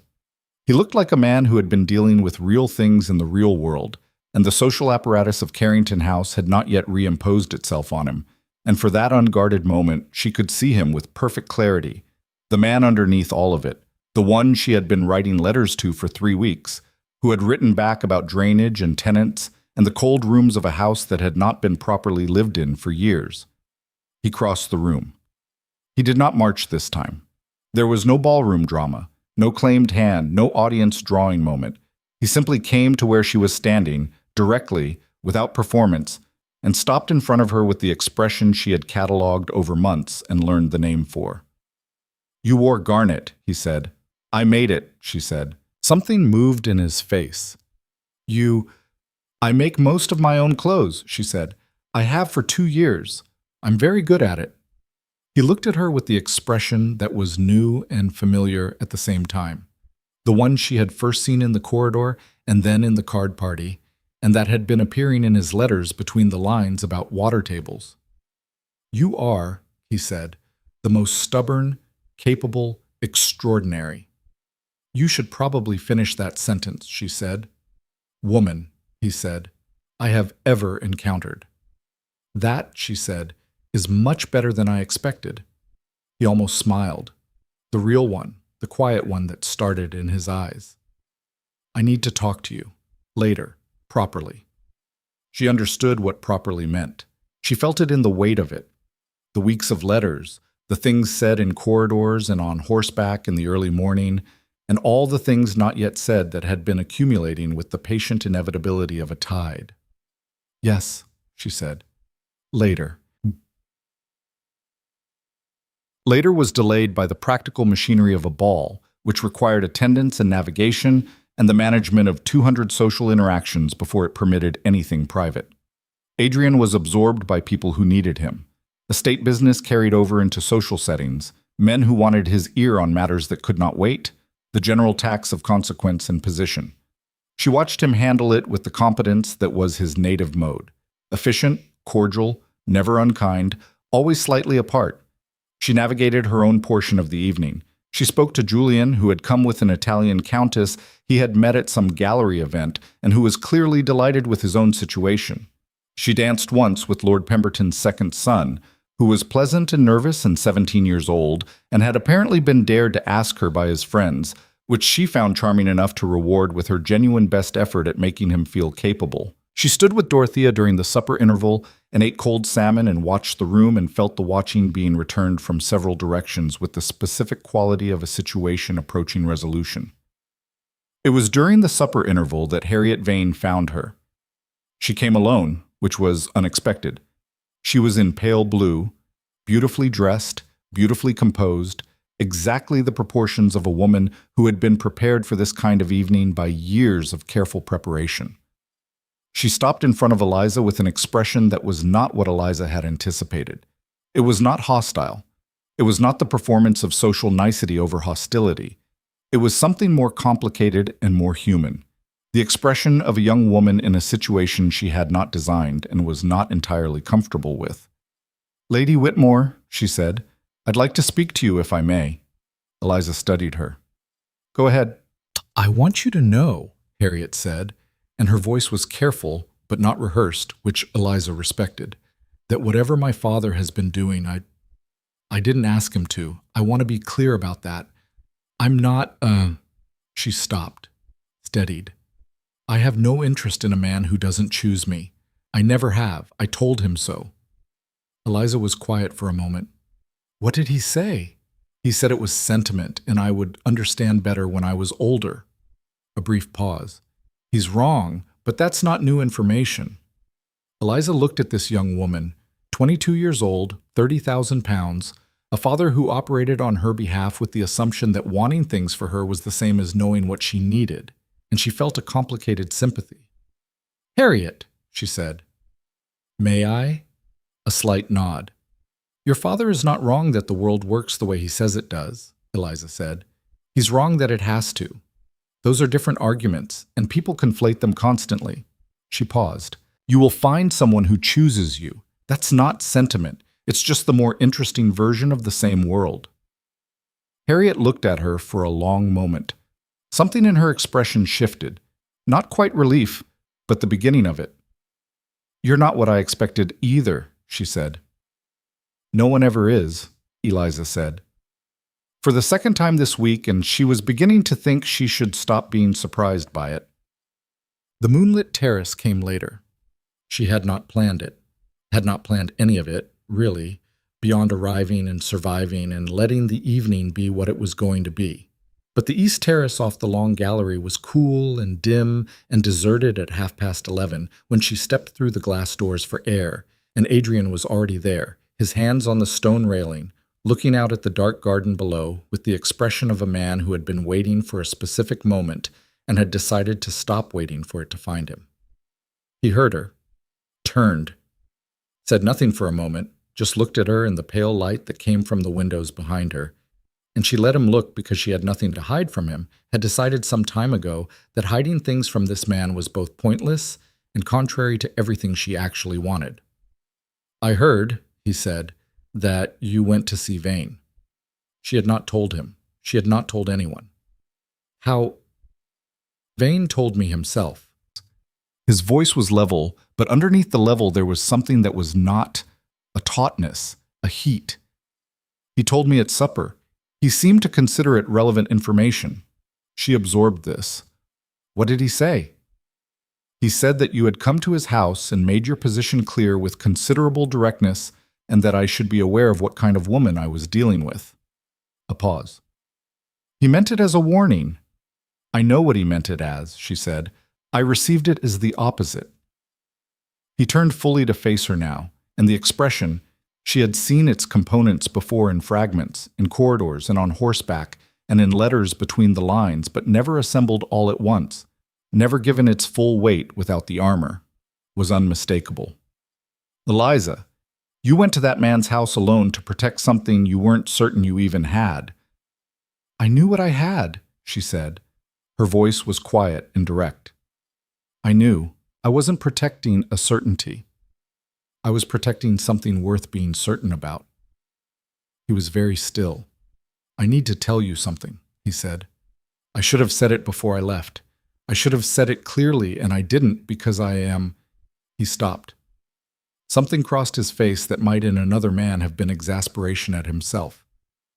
"I have spent 12 years being careful with things because careful was how you kept things intact. And somewhere in that, I confused being careful with being withheld," she said softly. "Yes." The word came out with the weight of an acknowledgement he had been carrying. "Yes. Withheld." He looked at her with those eyes that had been watching her since March in every ballroom and park and theater box, the eyes she had been cataloging for months and had finally, fully learned to read. "I love you." The terrace was quiet. The garden below was dark and fragrant. Somewhere inside, the orchestra had resumed. She felt the words land, not as a surprise, because nothing about this moment was a surprise. It was the most inevitable moment of the past 6 months, but as something that needed a second to settle into its correct position, the way the stone in her chest had found its place. "I know," she said. And then, because he deserved the full thing, because she had decided months ago to stop editing what she meant before it left the room, "I love you too. I have for some time. I was waiting for you to catch up." He made a sound that was the full version of the almost laugh she had been collecting, real, startled, warm. And then he reached across the space between them and took her face in his hands, and it was not a dramatic gesture, not performed for any audience, just the direct and unmistakable movement of a man who has finished being careful about the wrong things. And then the door to the terrace opened. They stepped apart, not quickly, not guiltily, but with the reflex of people who had been operating in public long enough for it to be automatic. Eliza turned. It was not a footman. It was not a fellow guest seeking air. It was Lord Erasmus Vane, and he was not alone. Beside him stood a man she did not immediately recognize, older, well-dressed, with the specific quality of presence that suggested significance. And behind him was Lady Constance Fairfax, and 2 others she knew by sight, and the collective expression of the group was not accidental. This was not an interruption. This was an arrival.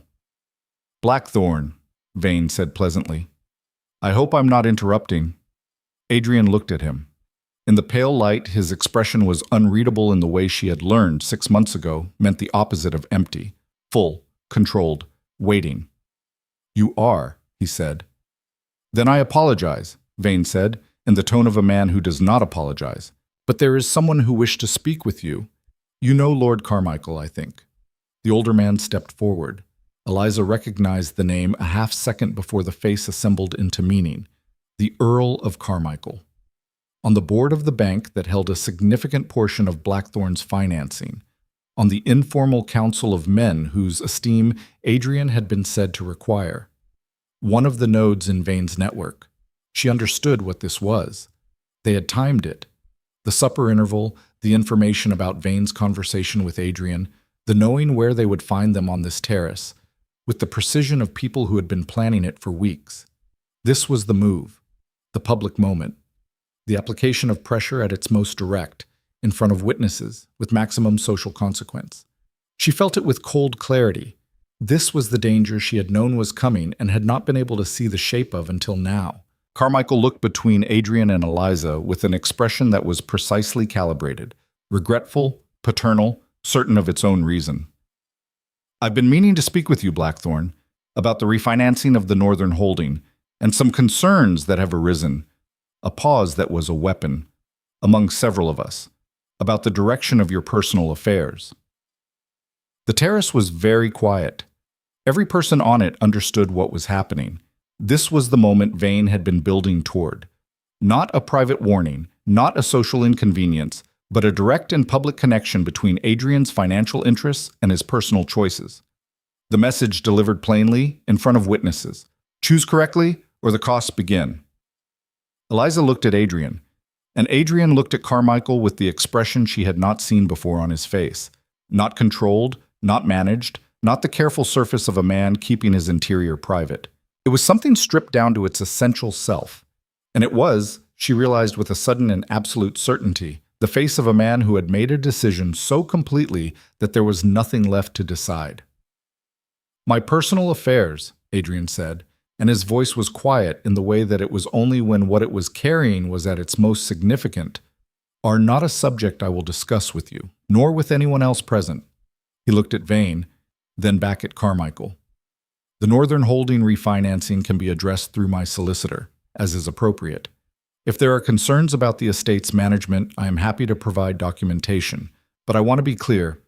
He stopped, looked at all of them, one by one, with the flat, certain attention of a man who has been careful for 12 years and is very, very done being careful about this particular thing. "I want to be clear," he said again, "that any arrangement which requires me to account for my private life as a condition of business is an arrangement I don't need. I've managed this estate without those arrangements before. I'll manage it without them going forward." The silence on the terrace was absolute. Carmichael's expression had done something she could not quite classify. Surprise, recalculation, the specific quality of a man who has played a card and found the table empty. Vane looked at Adrian for a long moment. Then he looked at Eliza. And what she saw in his face was not defeat. Men like Vane did not have defeat in their faces, but a recognition. The recognition of a man who has assessed a situation accurately and has come up against something he did not expect. Not resistance, which he had planned for, but a kind of bedrock that resistance did not apply to. He had been right in his way that she would cost Adrian. He had miscalculated what Adrian considered a cost. "Blackthorne," he said, with the particular tone of a man who is filing information rather than conceding. "I hope you'll reflect on this at your leisure." "I already have," Adrian said, "for considerably longer than was strictly necessary." He looked at Eliza, and the expression was the real one, the private one. And he did not trouble to make it anything else for the benefit of the audience. "I'm sorry for the interruption." "It's fine," she said. It was fine. It was, improbably and completely, fine. The terrace and the garden, and the people with their careful, pressured certainties, and the man beside her who had just, in front of all of them, been exactly who she had known he was. The group began the complex social retreat that this kind of moment required. The murmured deflections, the redirected attention, the careful repositioning of people who had arrived expecting to witness a capitulation and were now in the business of pretending they had had other intentions. Vane was the last to go. At the door he paused, and he looked back at her, and the look was long and specific. "Lady Whitmore," he said. Something in his voice had changed almost imperceptibly. "You are, as I said, not what I expected." "I know," she said. "You mentioned." He left. The terrace was empty again. The garden below was dark. The orchestra inside played something slow and deliberate, drifting through the glass. Eliza stood in the quiet of it and felt the whole of it settle. The evening, the confrontation, the thing that had just happened that was not an ending but was something so close to a beginning that the distinction was mostly technical. And then Adrian turned to her, and his expression was the unguarded one, the fully human one, and he said, "I believe I was in the middle of something." She looked at him. She looked at the man who had just done the unambiguous, costly, irrevocable thing, who had looked at the assembled weight of what London expected of him and had said in front of witnesses, "Not this." And she felt the full, clear weight of everything that meant. "You were," she said. He crossed the small distance between them. And below the terrace, London went on in the dark, enormous and indifferent, and entirely unaware that in the pale light of a July evening, two people had just quietly refused to be what it required of them. And the refusal had landed like a stone dropped into still water, sending rings out and out and out toward an edge neither of them could yet see. The rings moved outward, as they always do, without asking permission. By the following morning, the terrace at Carrington House had become the most discussed event in London.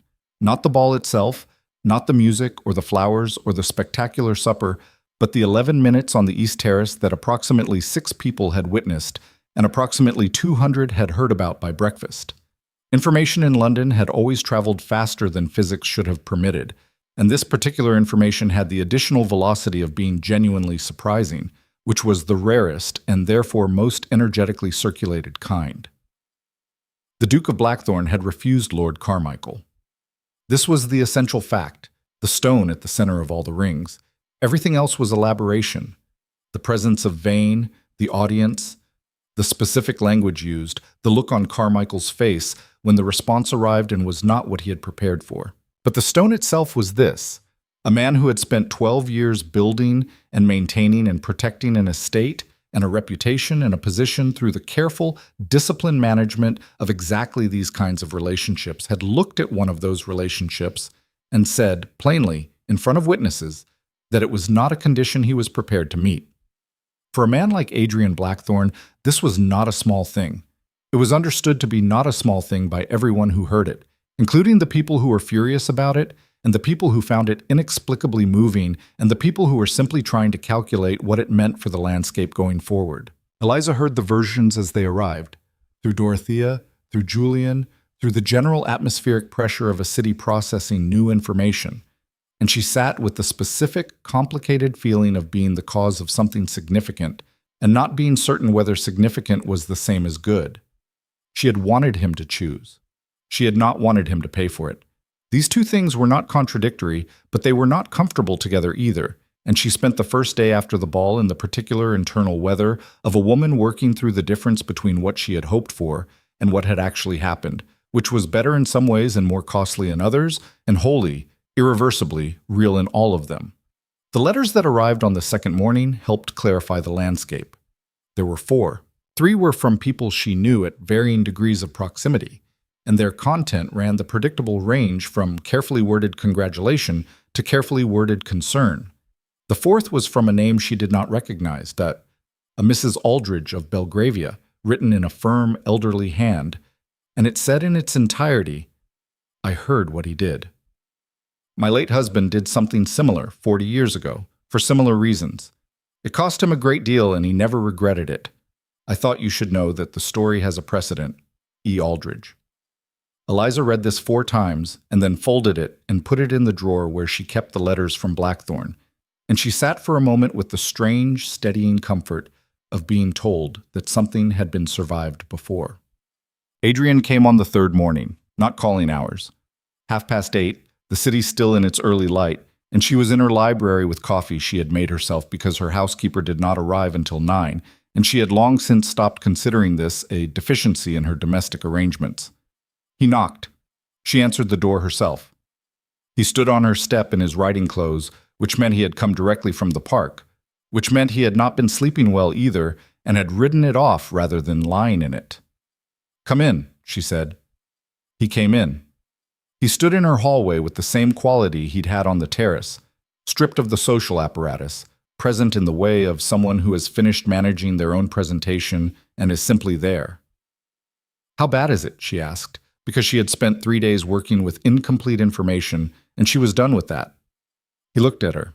He considered briefly the version where he softened this, and she could see him considering it, and she could see him decide against it, which was one of the things she most trusted about him. Carmichael has withdrawn from the refinancing discussion, he said. Two others have sent notes indicating they're reassessing their positions. The Northern holding can be managed without them. It requires restructuring, and it's not my preferred approach. But it's workable. A pause. Vane is quiet, which I find more concerning than when he's audible. Vane being quiet means he's recalibrating, Eliza said. Yes. What does Forsyth say? Forsyth says it's manageable, and that I should expect 6 to 8 months of friction before the landscape settles. He looked at her steadily. He also said, in the particular tone Forsyth uses when he has an opinion he considers it his professional obligation to express, that I should be very certain I knew what I was doing. What did you tell him? I told him I was entirely certain, Adrian said. He said that was either very good or very alarming, and he would withhold judgment, which is Forsyth, for I support you, but I will never say so directly. She absorbed all of this. She set down her coffee. She looked at him in the early morning light of her small hallway, this man who had ridden through the park and come to her door at 8:30 to tell her the truth without softening it, and she felt the complicated amalgamation of things she felt when she looked at him. Love, yes, and gratitude, and the particular weight of knowing that someone has done something costly and has done it without asking you to be grateful for it. Adrian, she said, I need to tell you something I should have told you before the ball. He waited. She told him about Vane, the visit to his house, the conversation, what had been said, including the part she had kept to herself, the argument Vane had made about cost and accumulated friction and the day when Adrian would feel it. She told it plainly, without editorial, the way he told her things. When she finished, the hallway was quiet. Why didn't you tell me? He said. Because it was my problem to deal with, she said. He was coming for me through you. I thought the appropriate response was to address it directly. She paused. I also thought, she said more quietly, that telling you might make you feel that you needed to defend me. And I don't want to be a woman who needs defending. I want to be a woman who handles her own battles. He looked at her for a long moment. And if I want to fight alongside you, he said, rather than for you, is that permitted? She felt something shift in her chest. The distinction was so precisely the right one, alongside rather than for, that she thought, he has been thinking about this. He has been thinking about what it means to be with someone like me, and he has found the correct language for it. Yes, she said. That's permitted. Good, he said. He reached out and straightened a very small piece of her collar that had not needed straightening, and the gesture was so domestic and so unperformed that she thought she might need to sit down. Then let me tell you what I think we should do. She looked at him. We? We, he said, with the slight emphasis of a man establishing a position. She let herself have the full weight of that word for one moment, then, all right, tell me. But what he had in mind was not what she expected. She had anticipated, if she was honest, she had feared, a version of this that was reactive, defensive. The management of damage, the careful repair of relationships strained by the terrace at Carrington House, the strategic retreat to positions that were more comfortable for the people who had been made uncomfortable. She had feared this because she knew how the machinery worked, knew how men of his position were required to operate, knew that the sensible course and the brave course were frequently in direct opposition, and that sensibility had 12 years of momentum behind it. What he had in mind was the opposite. The Blackthorne Summer Gathering, he said. I hold it every year at the estate. Agricultural review, tenant business, the usual. This year I want to expand it. She looked at him. Expand it how? Invite the county landowners, the regional investors, the men who have been watching the estate's recovery and forming opinions about its management. He paused. And you. Me. You and Holloway. Present the drainage project, the full methodology. What was wrong, how it was identified, how it's being corrected. The results so far. His voice was even, but there was something underneath it that was the same quality as the terrace, the bedrock. You know the project better than anyone. You've been in correspondence with Holloway for 2 months. You understand the land. A pause.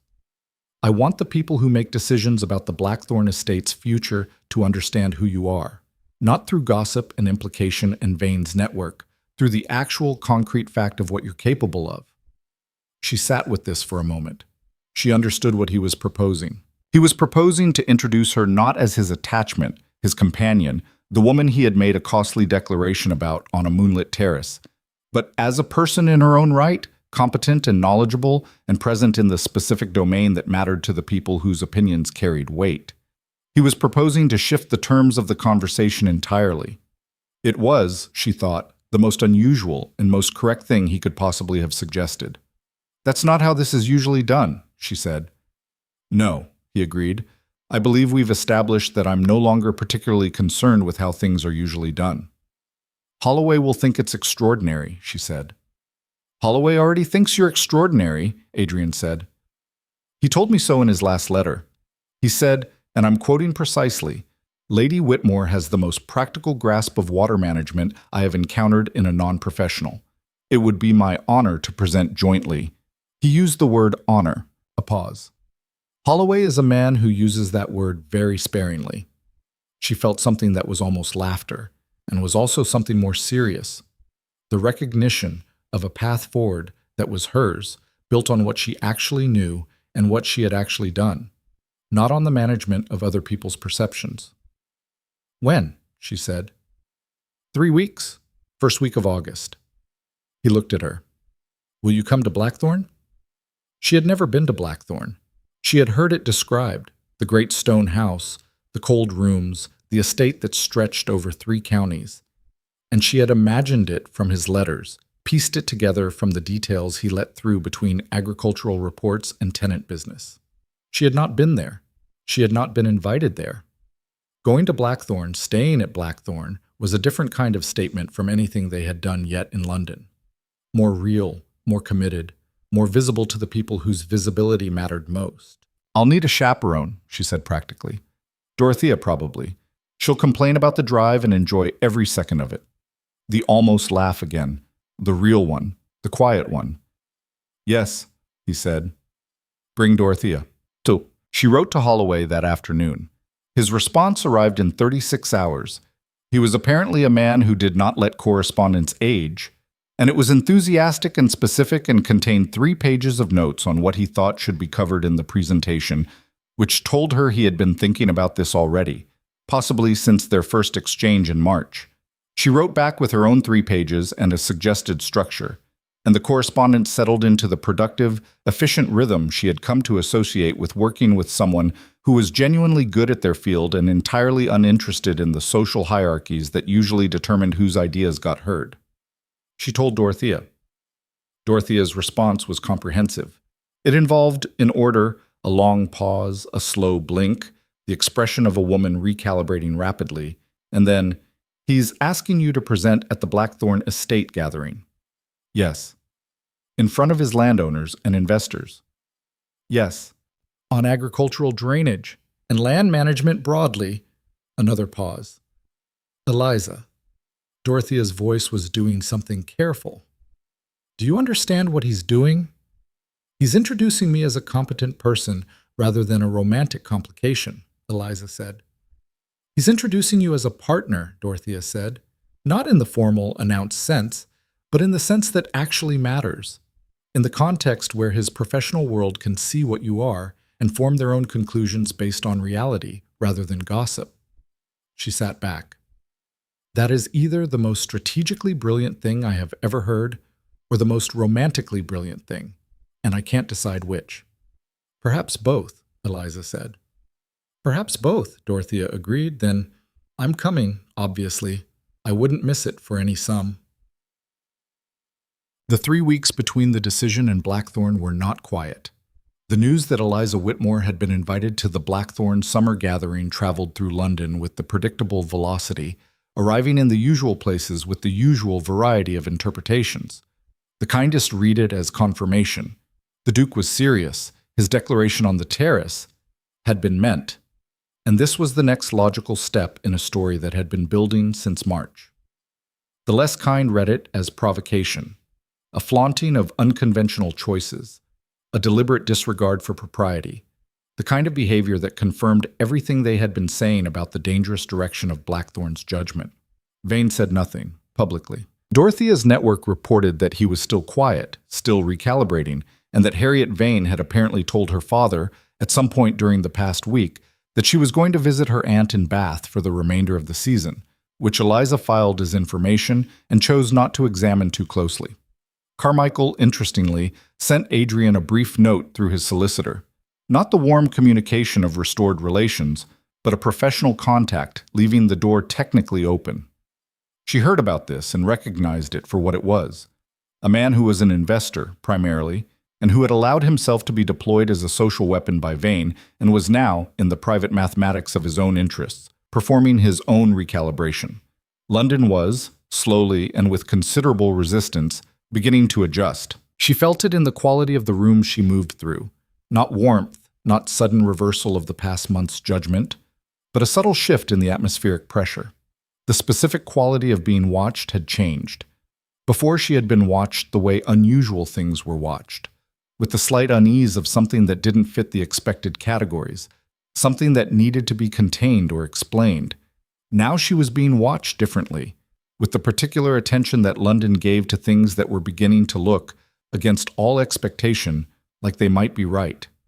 She was aware that this could still be taken away, aware that 3 weeks was not sufficient time for anything to be secure, that the Blackthorne gathering could go wrong in a dozen ways, that Vane's silence was not the same as Vane's defeat. She held all of this clearly and did not let it change her pace. She had been operating under uncertainty for 2 years. She was practiced at it. What she was less practiced at, what she was still learning to hold without flinching, was the certainty. The small, solid, growing certainty of a future that was actually taking shape, not being wished for. Well, they left London on a Sunday morning, the 1st of August, in a convoy of 2 carriages that represented a significant organizational undertaking. Eliza and Dorothea's luggage, which was considerable, in one. Adrian and his secretary and a case full of estate documents in the other. The city gave way to road to countryside, and the countryside opened up in the particular way it did when you had been in London long enough to forget that the world was mostly this, green and large and indifferent to social seasons. Eliza watched it through the carriage window and felt something in her chest loosen that she had not known was tight. "You're smiling," Dorothea observed. "I'm allowed," Eliza said. "You're absolutely allowed." Dorothea settled back with her own small smile. "You've earned it." Blackthorne came into view in the early afternoon. The long approach through parkland, the house at the end of it sitting solid and certain in the summer green, stone that had been there long enough to look like it had always been part of the landscape and always would be. She had imagined it from the letters. The imagination had been accurate in structure and entirely inadequate in effect. It was, she thought, the house of a man who had inherited a great weight and had carried it without breaking. She thought of the letter she had received from him from this place, a house that has not been properly lived in for years, and she looked at those windows and those walls and thought, not for much longer. Adrian met them in the entrance court, and she watched him look at the house through her eyes for a moment, register her response to it, absorb what he saw in her face, and something in his expression was the most unguarded she had seen it yet. "Well," he said. "Well," she said. They looked at each other in the August afternoon light, and there was nothing to add to it, so they didn't. Son. The gathering began the following morning and occupied 3 days that would, she would think later, constitute some kind of before and after line in the story of both of them. The first day was estate business, the formal meetings, the tenant presentations, the agricultural review that was the gathering's official purpose, and that Adrian conducted with the thorough, systematic competence that was his natural mode. She observed and did not participate, learning the room, learning the people, identifying the alignments and the skepticisms and the particular faces that would matter most when the 3rd day arrived.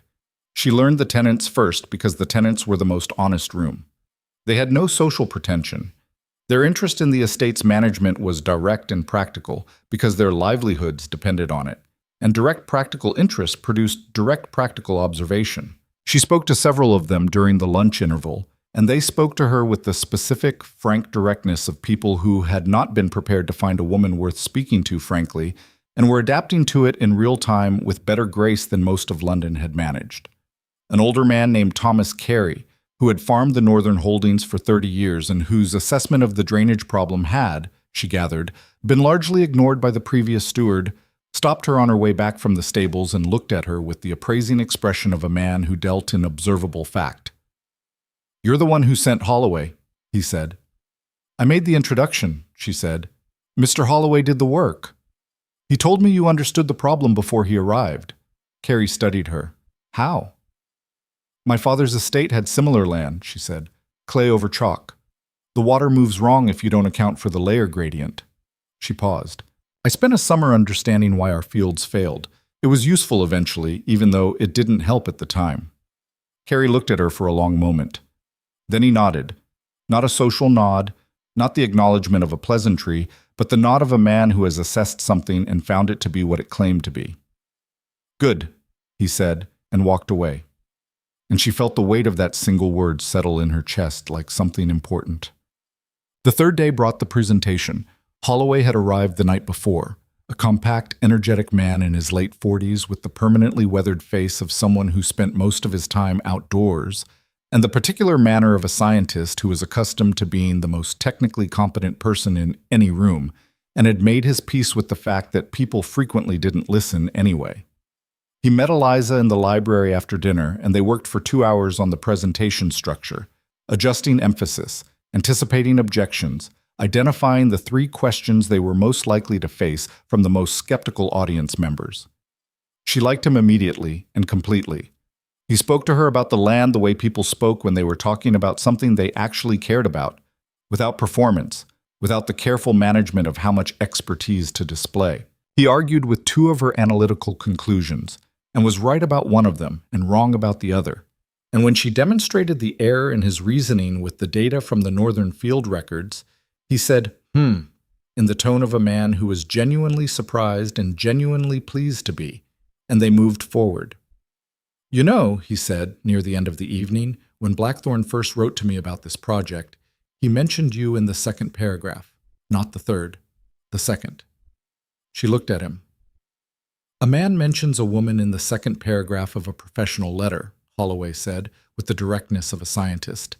"It means something specific about how he organizes his thinking." She said nothing, but she took the information in and added it to what she already knew about the man 3 floors above her, in the room that had been his father's and was now his, and she felt the full, warm weight of being known. The presentation room the next morning held 22 men, county landowners, regional investors, estate managers, the practical decision-makers of a 50-mile radius whose esteem and cooperation mattered to the functioning of Blackthorne in ways that were specific and concrete. They sat in the great library, her favorite room in the house, already, the one she had claimed privately as hers in the way you claimed rooms you wanted to live in, with the guarded curiosity of people who had heard something was happening and were not entirely sure what. Eliza stood at the front of the room with Holloway, with the field maps pinned behind her and the drainage data organized in columns on the table, and she looked at 22 faces and she felt the familiar compound of fear and determination, the feeling she had carried into every room for 2 years, the feeling of someone who knows they are not expected and has decided to arrive anyway. She began. She did not apologize for her presence. She did not explain herself or her qualifications or the unusual fact of a woman standing at the front of this room, presenting data to these men. She did not perform humility or deflect the expertise she had. She stood in front of the maps and she talked about the land, the specific actual land of the Northern Holdings, the clay layer and the water table, and the 3-year drainage failure, and the identification methodology, and the correction plan, and the early results. And she talked about it the way Holloway talked about his work, with the directness of someone who had learned something difficult and was conveying it accurately. The room listened. She felt the quality of the listening shift over the first 20 minutes. The initial guardedness, the assessment, the slow recalibration of expectation against what was actually in front of them. Some faces she had identified as skeptical remained skeptical. Others moved. The movement was not dramatic. These were not men who displayed reaction easily, but it was real, visible to anyone who knew how to read the small adjustments of attention that people made when they stopped humoring something and started actually following it. The questions came at the end. The first two were technical, and she answered them directly. The third was from a man named Aldworth, who owned the largest adjacent property and whose skepticism had been the most visible in the room. Not hostile exactly, but the thoroughgoing kind that required actual evidence before it moved. The gradient correction on the eastern sector, Aldworth said. You're predicting a field recovery within 18 months. That assumes consistent rainfall patterns.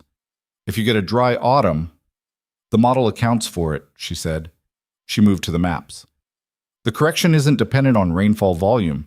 It's dependent on drainage rate. We've restructured the channel capacity so that the system functions in the lower quartile of historical rainfall. A dry autumn actually accelerates the recovery in the first year because it reduces the saturation load while the new channels establish. Aldworth looked at the map, looked at her, back at the map. That's not how it was done in the Hampshire project. The Hampshire project was working with chalk subsoil, she said. Different drainage physics. Mr. Holloway can speak to the comparison directly. Holloway spoke. Aldworth asked two more questions. Eliza answered one of them before Holloway could, and he let her because it was the right answer. The room was quiet afterward.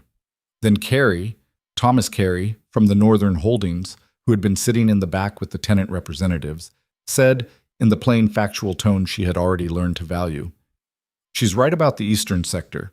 I've been watching those channels for 6 weeks. The rate is exactly what the model predicted.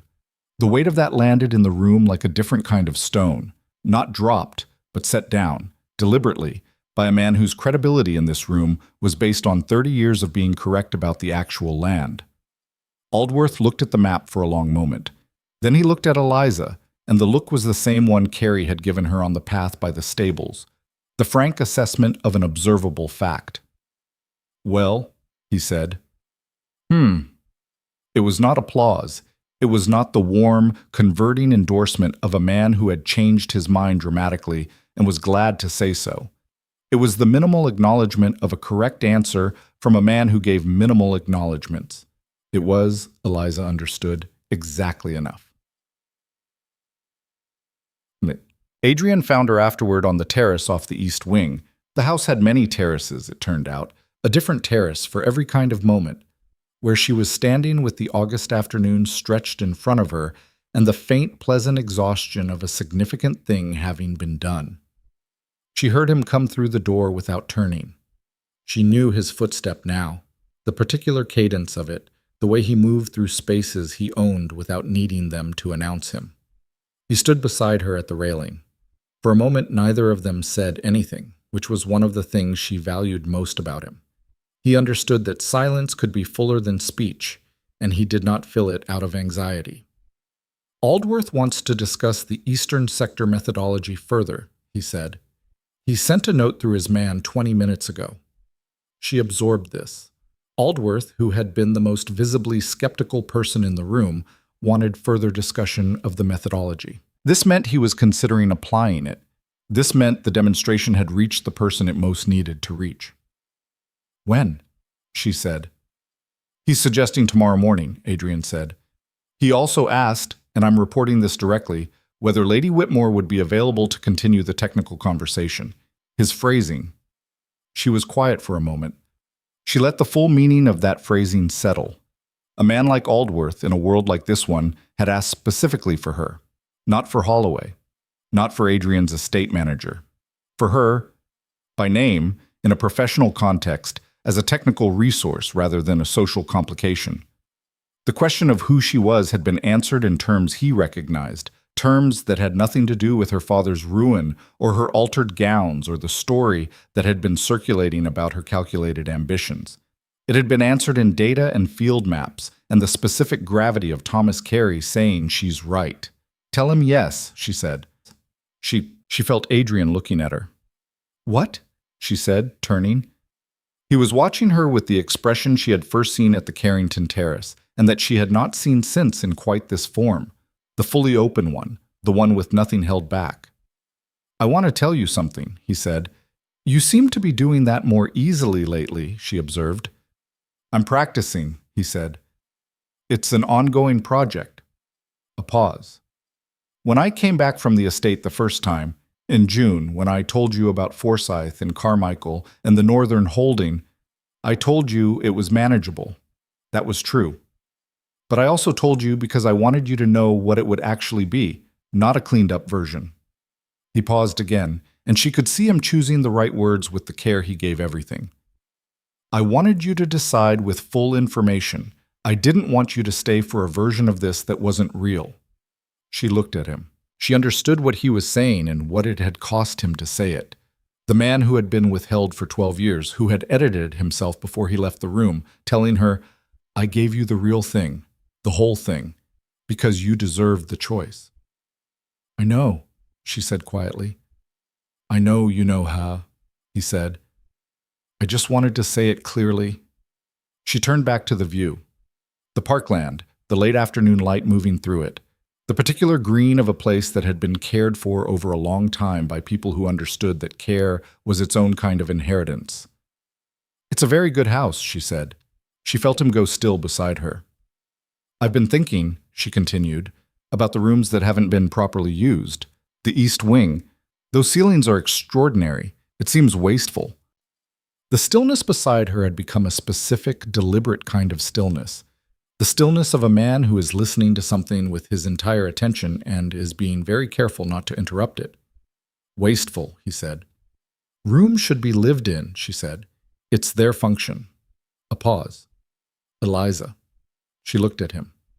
Is that, he said, with the particular careful precision of a man who needs to be certain he's understanding correctly, a general observation about architecture, or it is not a general observation about architecture, she said. The quiet lasted 3 seconds, and in those 3 seconds she watched his face do something she had not seen it do before. Not the controlled management, not the armor, not even the open expression from the terrace, but something simpler and deeper and more purely itself, the face of a man for whom a very long and careful calculation has just returned its final answer. I need to speak to you properly, he said, this evening, with a question that requires an answer. I know what the question is, she said. I'd still like to ask it, he said. It seems important to ask it. She looked at him in the August afternoon light. This man who had taken 4 months to cross a ballroom and had crossed it when it counted, who had stood on a terrace and said not this to the accumulated weight of what the world expected of him, who had brought her to this house and let the land speak for her, who was standing here telling her he wanted to ask the question, even though they both knew the answer because he was a man who believed that some things needed to be said clearly. This evening, she said. This evening, he agreed. She turned back to the view. He stayed beside her, and the afternoon moved around them, and the estate that had not been properly lived in for years was quiet and patient and waiting, the way good houses are, for the people who would make it real again. Somewhere below in the parkland, a pair of horses moved through the long grass at the field's edge, unhurried, in the easy communion of animals that have been in the same field long enough to stop being strangers. The light was changing as it did in August, turning golden and long, and it lay across the stone of the house in the way that made the old things look like they were made of something more essential than rock. She breathed it in, she held it, she let herself have it, not carefully, not in measured portions, not with the protective distance of a woman who had learned to want things cautiously. She let herself have it fully, the whole of it, the house, and the light, and the man beside her, and the morning that would come after this evening, and all the mornings after that. She had been waiting, she thought, for a very long time. She was done. He asked the question that evening. Not dramatically. There was no kneeling, no orchestrated setting, no performance of the moment for any audience, real or imagined. They were in the library after dinner, the room that had become in 3 days the room she thought of as most essentially the house's heart, with the fire burning low against the August chill that came in off the fields after dark, and the last of the evening's light going blue at the tall windows. Dorothea had excused herself with the specific, elegant tact of a woman who had understood the shape of the evening from dinner and had decided her presence was no longer the most useful contribution she could make. The house was quiet around them in the way of large old houses at night. Not empty, but settled. breathing. He asked it standing, which suited him. He was not a man for grand gestures, and she would not have trusted one. He stood near the fireplace with his hand still and his eyes direct, and he said, without preamble, without the elaborate scaffolding that the question usually arrived in when men of his position asked it of women in hers, "I want you to marry me. I want to be clear that I'm asking, not assuming, and that if the answer is no or not yet, I will receive it honestly and without—" "Yes," she said. He stopped. "I said yes," she said. "You can keep talking if you want to, but the answer is yes." Something crossed his face that she had not seen before and would spend years afterward trying to find the precise word for. It was not surprise, not entirely, because they had both known what the evening was moving toward. It was not relief, though relief was part of it. It was something more fundamental, the specific expression of a man for whom a possibility that has lived only in the category of hoped for has just transferred, irrevocably, to the category of real, and who is feeling the full weight of that transfer without the armor on. He crossed the room to her in 3 steps and took both her hands in his, and she looked up at him and let him see everything she was feeling, which was considerable, which was the full, unmanaged truth of a woman who had stopped protecting herself from the things she wanted. "Eliza," he said. "I know," she said. "I haven't finished. You said the important part," she said. "The rest is detail." He looked at her with those eyes that had been watching her since March, that had crossed ballrooms and terraces and the enormous distance of his own careful reserve, and he said, "I love you. That's not detail." "No," she said, "that's not detail." He brought her hands up and held them against his chest, and they stood in the firelight of the Blackthorne library and let the moment be what it was. Not managed, not reduced to its social meaning, not processed into something smaller and safer. Just real. Just the full, irreducible thing.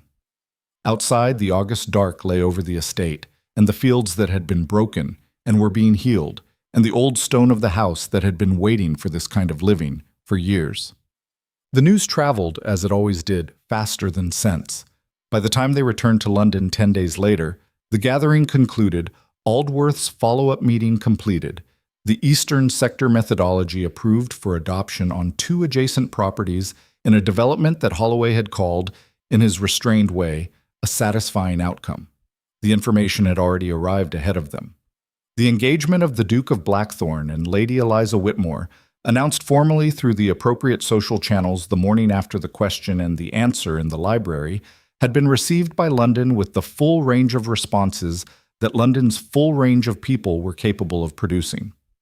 The kindest were genuinely glad, and there were more of these than she had expected, which told her something about the difference between the noise that London made and the actual substance of what it felt, which were frequently not the same thing. Dorothea's husband, a quiet, steady man who expressed affection through the careful reliability of his presence, shook Adrian's hand and said simply, "Good," and then took his wife's arm, and Dorothea looked at Eliza over his shoulder with eyes that were bright and full of everything they had been to each other through the past 2 years.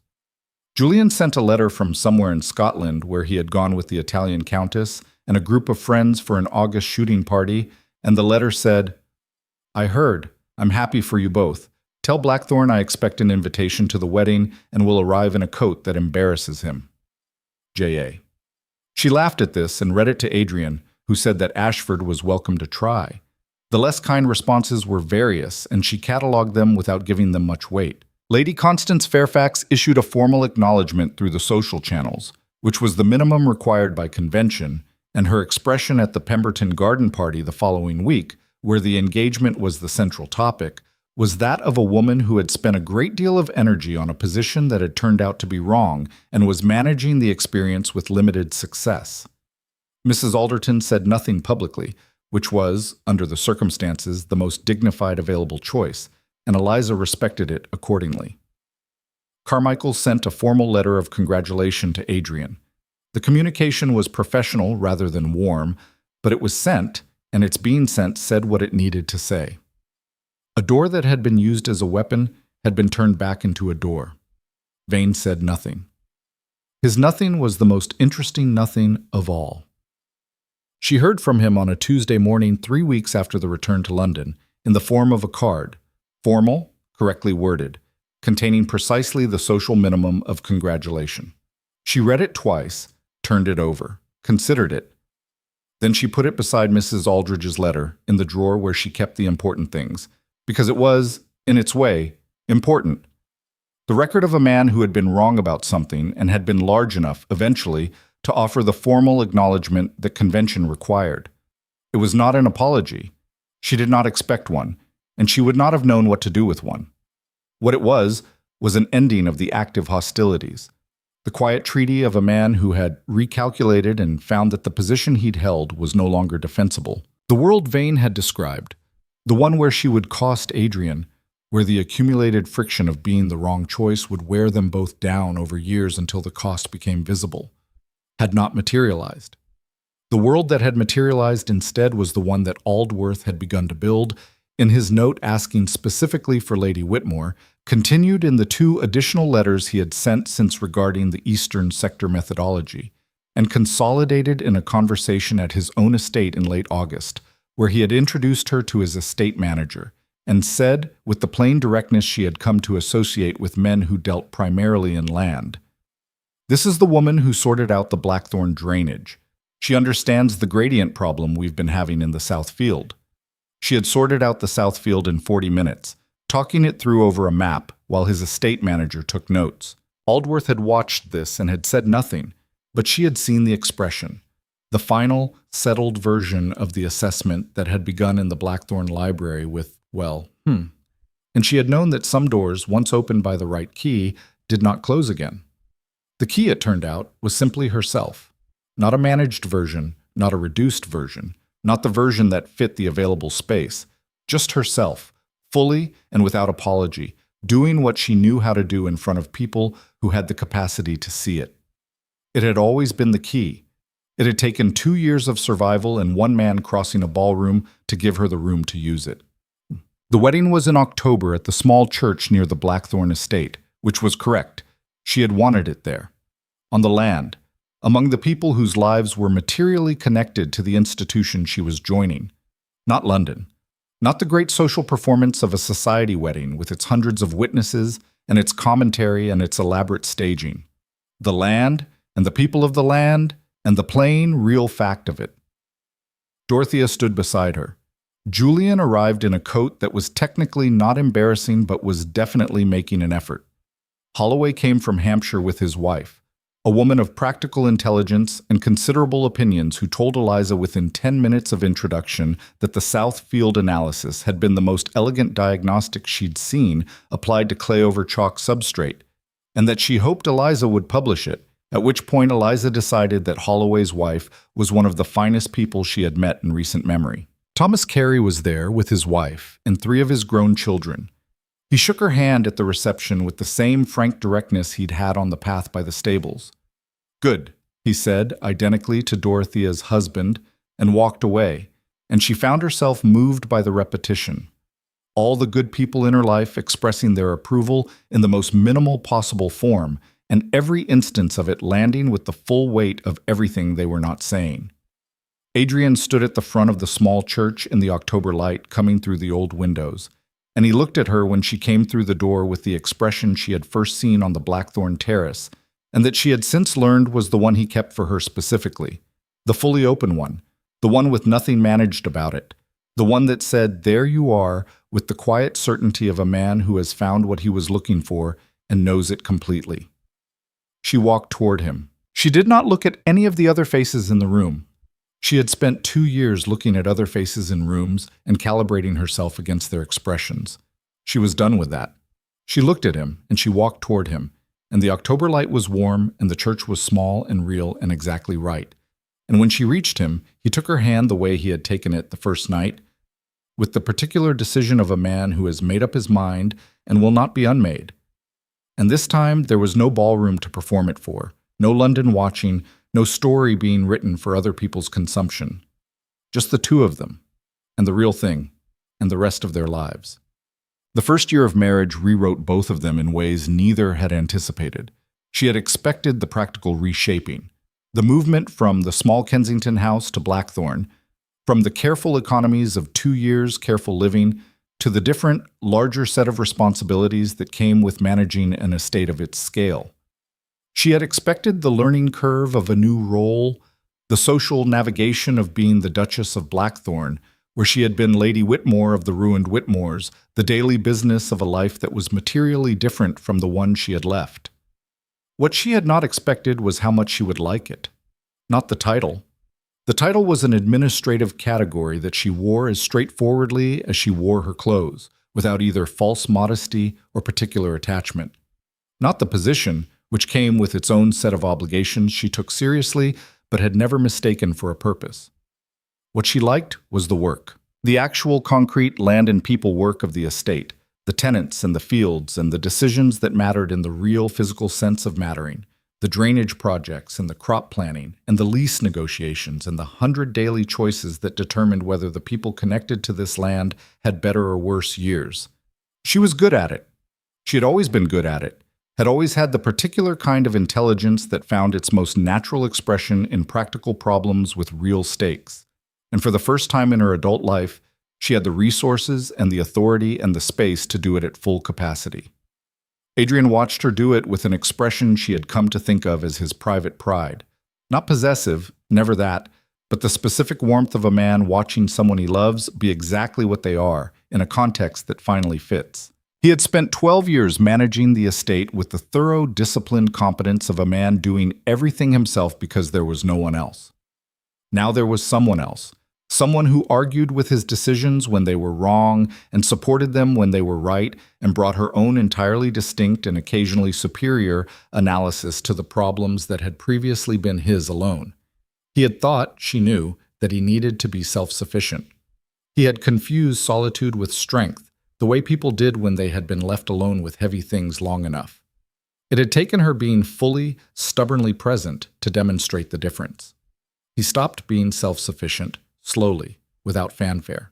It happened in the way that real changes happened, in the small daily choices, the letting in, the morning conversations over estate maps that became the place where decisions were actually made, the moment when he said in front of Forsyth, "I'd like my wife's assessment before we proceed," without any performance of the unusual nature of this request, as though it were simply the logical and obvious thing. Forsyth had looked at her over his documents, and she had seen in his expression the recalibration of a man updating a long-held model, and the updated model was, this is how it is now, and it is, on consideration, better yet. The Carmichael situation resolved itself 18 months in, as she had predicted it would, not through any dramatic reversal. Carmichael was not a man for dramatic reversals. He was a man for slow, empirical assessment of new information. And the new information he had been receiving for 18 months was consistent. The Blackthorne estate, under its current management, was performing well. The drainage correction had worked exactly as modeled.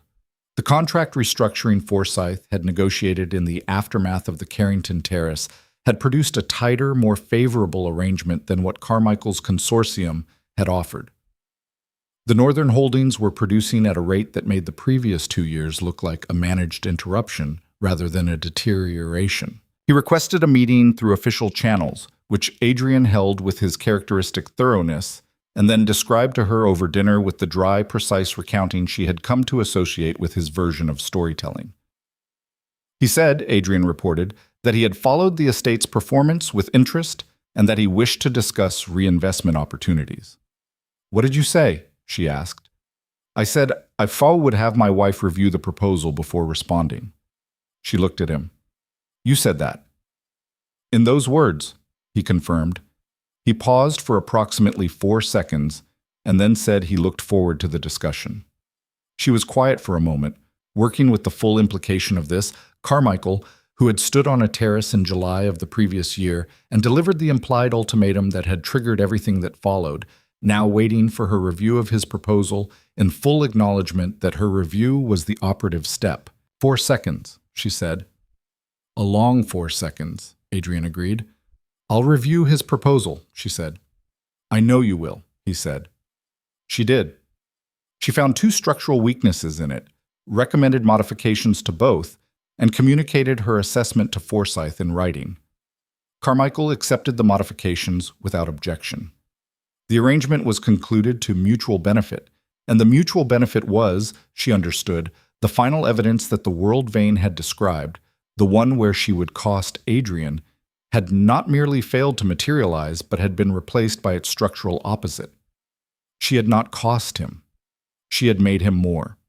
Not in any single dramatic way, not in any story that could be told simply, but in the accumulated daily way that mattered, in the decisions made more completely, the problem solved from more angles, the life lived with the full weight of another person's particular intelligence alongside your own.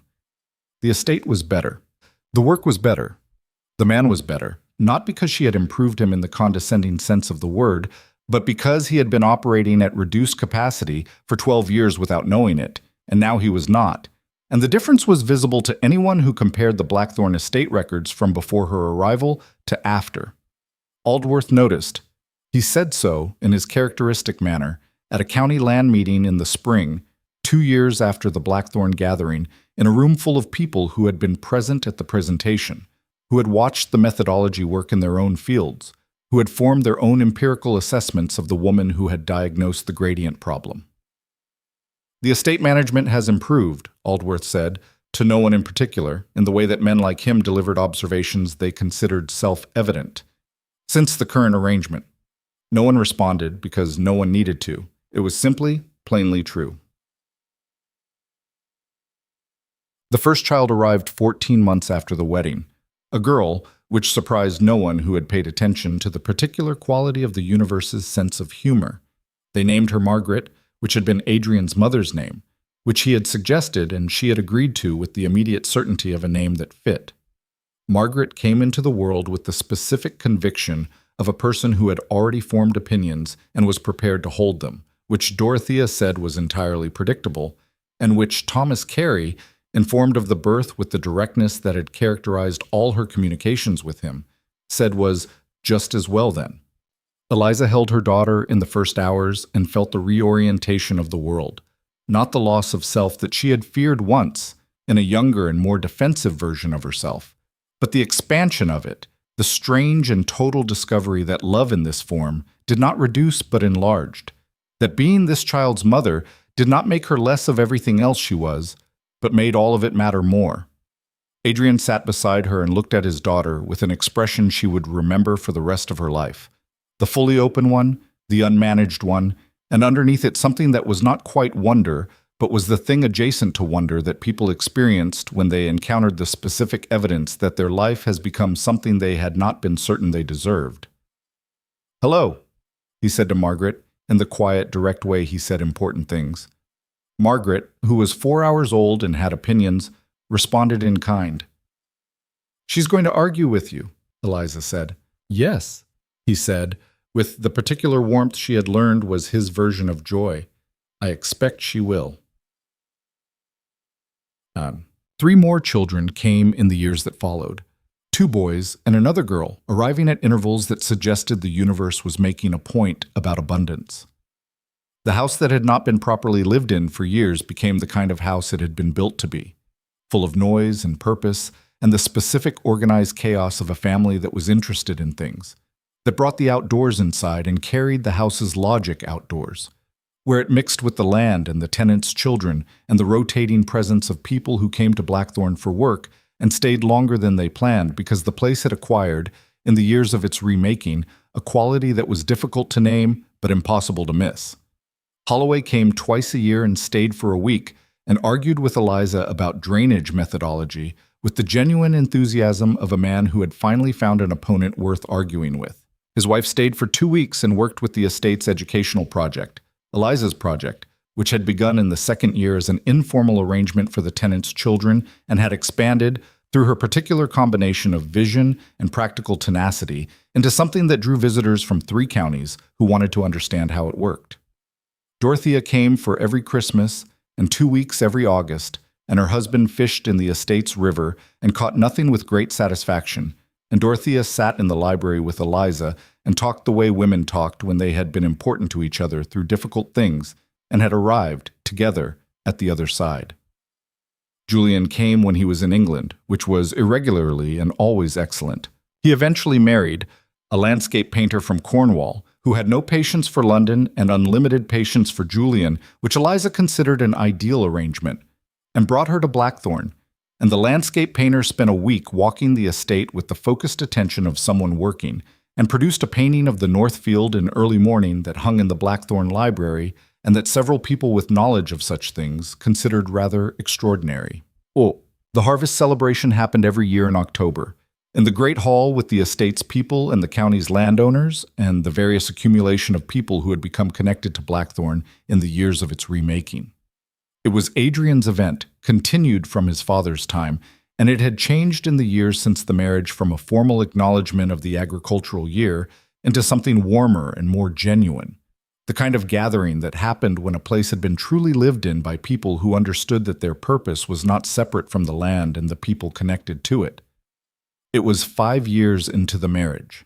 The hall was full of firelight and the season's last warmth, and the specific noise of 140 people who were there because they wanted to be. The tenants and their families, the county neighbors, Dorothea and her husband, Holloway, and his wife, Aldworth, who came every year now and spent most of the evening in practical agricultural conversation with anyone who would engage him on the subject, which at Blackthorne was most people. Eliza was standing near the east window with Margaret on her hip. The girl was 4 years old and had recently developed the opinion that social events were more interesting when experienced at maximum height, talking to Carrie's eldest daughter about the winter planting schedule and adjusting Margaret's grip on her dress simultaneously. She felt him before she saw him. The particular shift in the room's attention that his movement produced, the slight reorientation of the people near him, which happened not because he demanded it, but because he was the kind of person toward whom rooms naturally tilted. She looked up. He was across the hall, standing near the fireplace where the light caught him at the angle she had first seen him in. The Ravenhurst chandeliers now replaced by harvest firelight. The ballroom now replaced by the hall of his own house. The distance between them now the 30 feet of a room full of people they both knew and had chosen. He was looking at her with the expression she had been cataloging for 5 years, and had never stopped finding new in. The one she had first fully seen on the Blackthorne terrace, in the August afternoon, when he had looked at her and let her see the man underneath all the armor, and the armor had not gone back on. Margaret noticed the direction of her mother's gaze. "Papa," she said, with the directness of a 4-year-old who considered verbal confirmation of the obvious a necessary service. "I know," Eliza said. He began to move toward her through the room.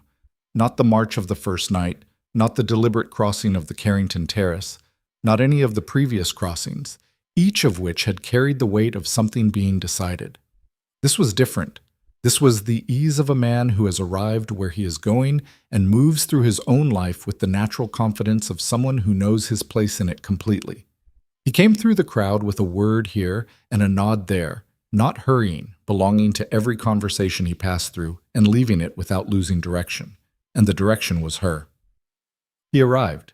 Margaret transferred from Eliza's hip to his arms with the practiced ease of a child who has never doubted her welcome, and he took her with the naturalness of a man who had not known 5 years ago that he would be this kind of father. Easy with it, warm, the coldest man in London's reputation now entirely unrecognizable in the person who carried his 4-year-old through harvest celebrations and listened to her opinions with the same thorough attention he gave everything. "She's been critiquing the seating arrangement," Eliza told him. "I agree with her critique," Adrian said. "You haven't heard it yet." "I'm prepared to agree with it preemptively," he said. "In my experience, her assessments are generally sound." Margaret, who had been following this exchange with the attentiveness of a child who expects to be taken seriously and therefore is, offered her critique of the seating arrangement, which was detailed and largely correct, and Adrian listened to all of it and responded with the specific, uncondescending respect that was the thing she most admired about him as a father. Eliza watched them and felt the full, unreduced weight of 5 years, not as a summary, not in the narrative shape of a story she was telling herself about her own life, but as a present tense, an ongoing fact, the real and daily substance of a life that had turned out to be exactly what she had hoped for, and considerably more than she had thought to ask for. She thought briefly of the Ravenhurst ball. The girl standing near the eastern archway with an untouched glass of champagne and the full weight of London's assessment of her inadequacy pressing in from every side, who had looked across a room at a silent, watching man and decided, on the evidence of nothing more than her own clear-eyed understanding of what she wanted, that she was done waiting for the world to decide what to do with her. That girl had made the decision that everyone told her was too bold, too proud, too certain for a woman in her circumstances. She had gone to Vane's house and stood in his study and refused to be managed. She had stood in front of 22 skeptical men with field maps and drainage data, and she had said what she knew in the tone of a woman who knew it, and the world, slowly, empirically, with the genuine friction of things that actually change, had shifted. Not because it had decided to be kind, not because she had asked it nicely, because she had been, without apology and without yielding, exactly what she was, and exactly what she was had turned out to be exactly what was needed. She had not known it would work. She had not done it because she knew it would work. She had done it because the alternative, the smallness, the management, the performance of a lesser version of herself for an audience that was never going to be fully satisfied anyway, was a price she was no longer willing to pay, and there was a difference, a significant and irreducible difference, between the price you chose and the price that was extracted from you, and she had chosen. The choice had been right, not because it had worked out, not because the outcome had vindicated it. It had been right in itself, in the moment it was made, with the full weight of risk attached and the outcome entirely uncertain. She had always believed that. It was easier to believe it now. "You're thinking loudly," Adrian said. She looked at him. He had turned from Margaret, who had been redirected toward Dorothea by the mutual unspoken agreement of two adults who knew when a child needed a new conversational partner, and was watching Eliza with the expression that had never stopped being his most honest face. "Am I?" she said.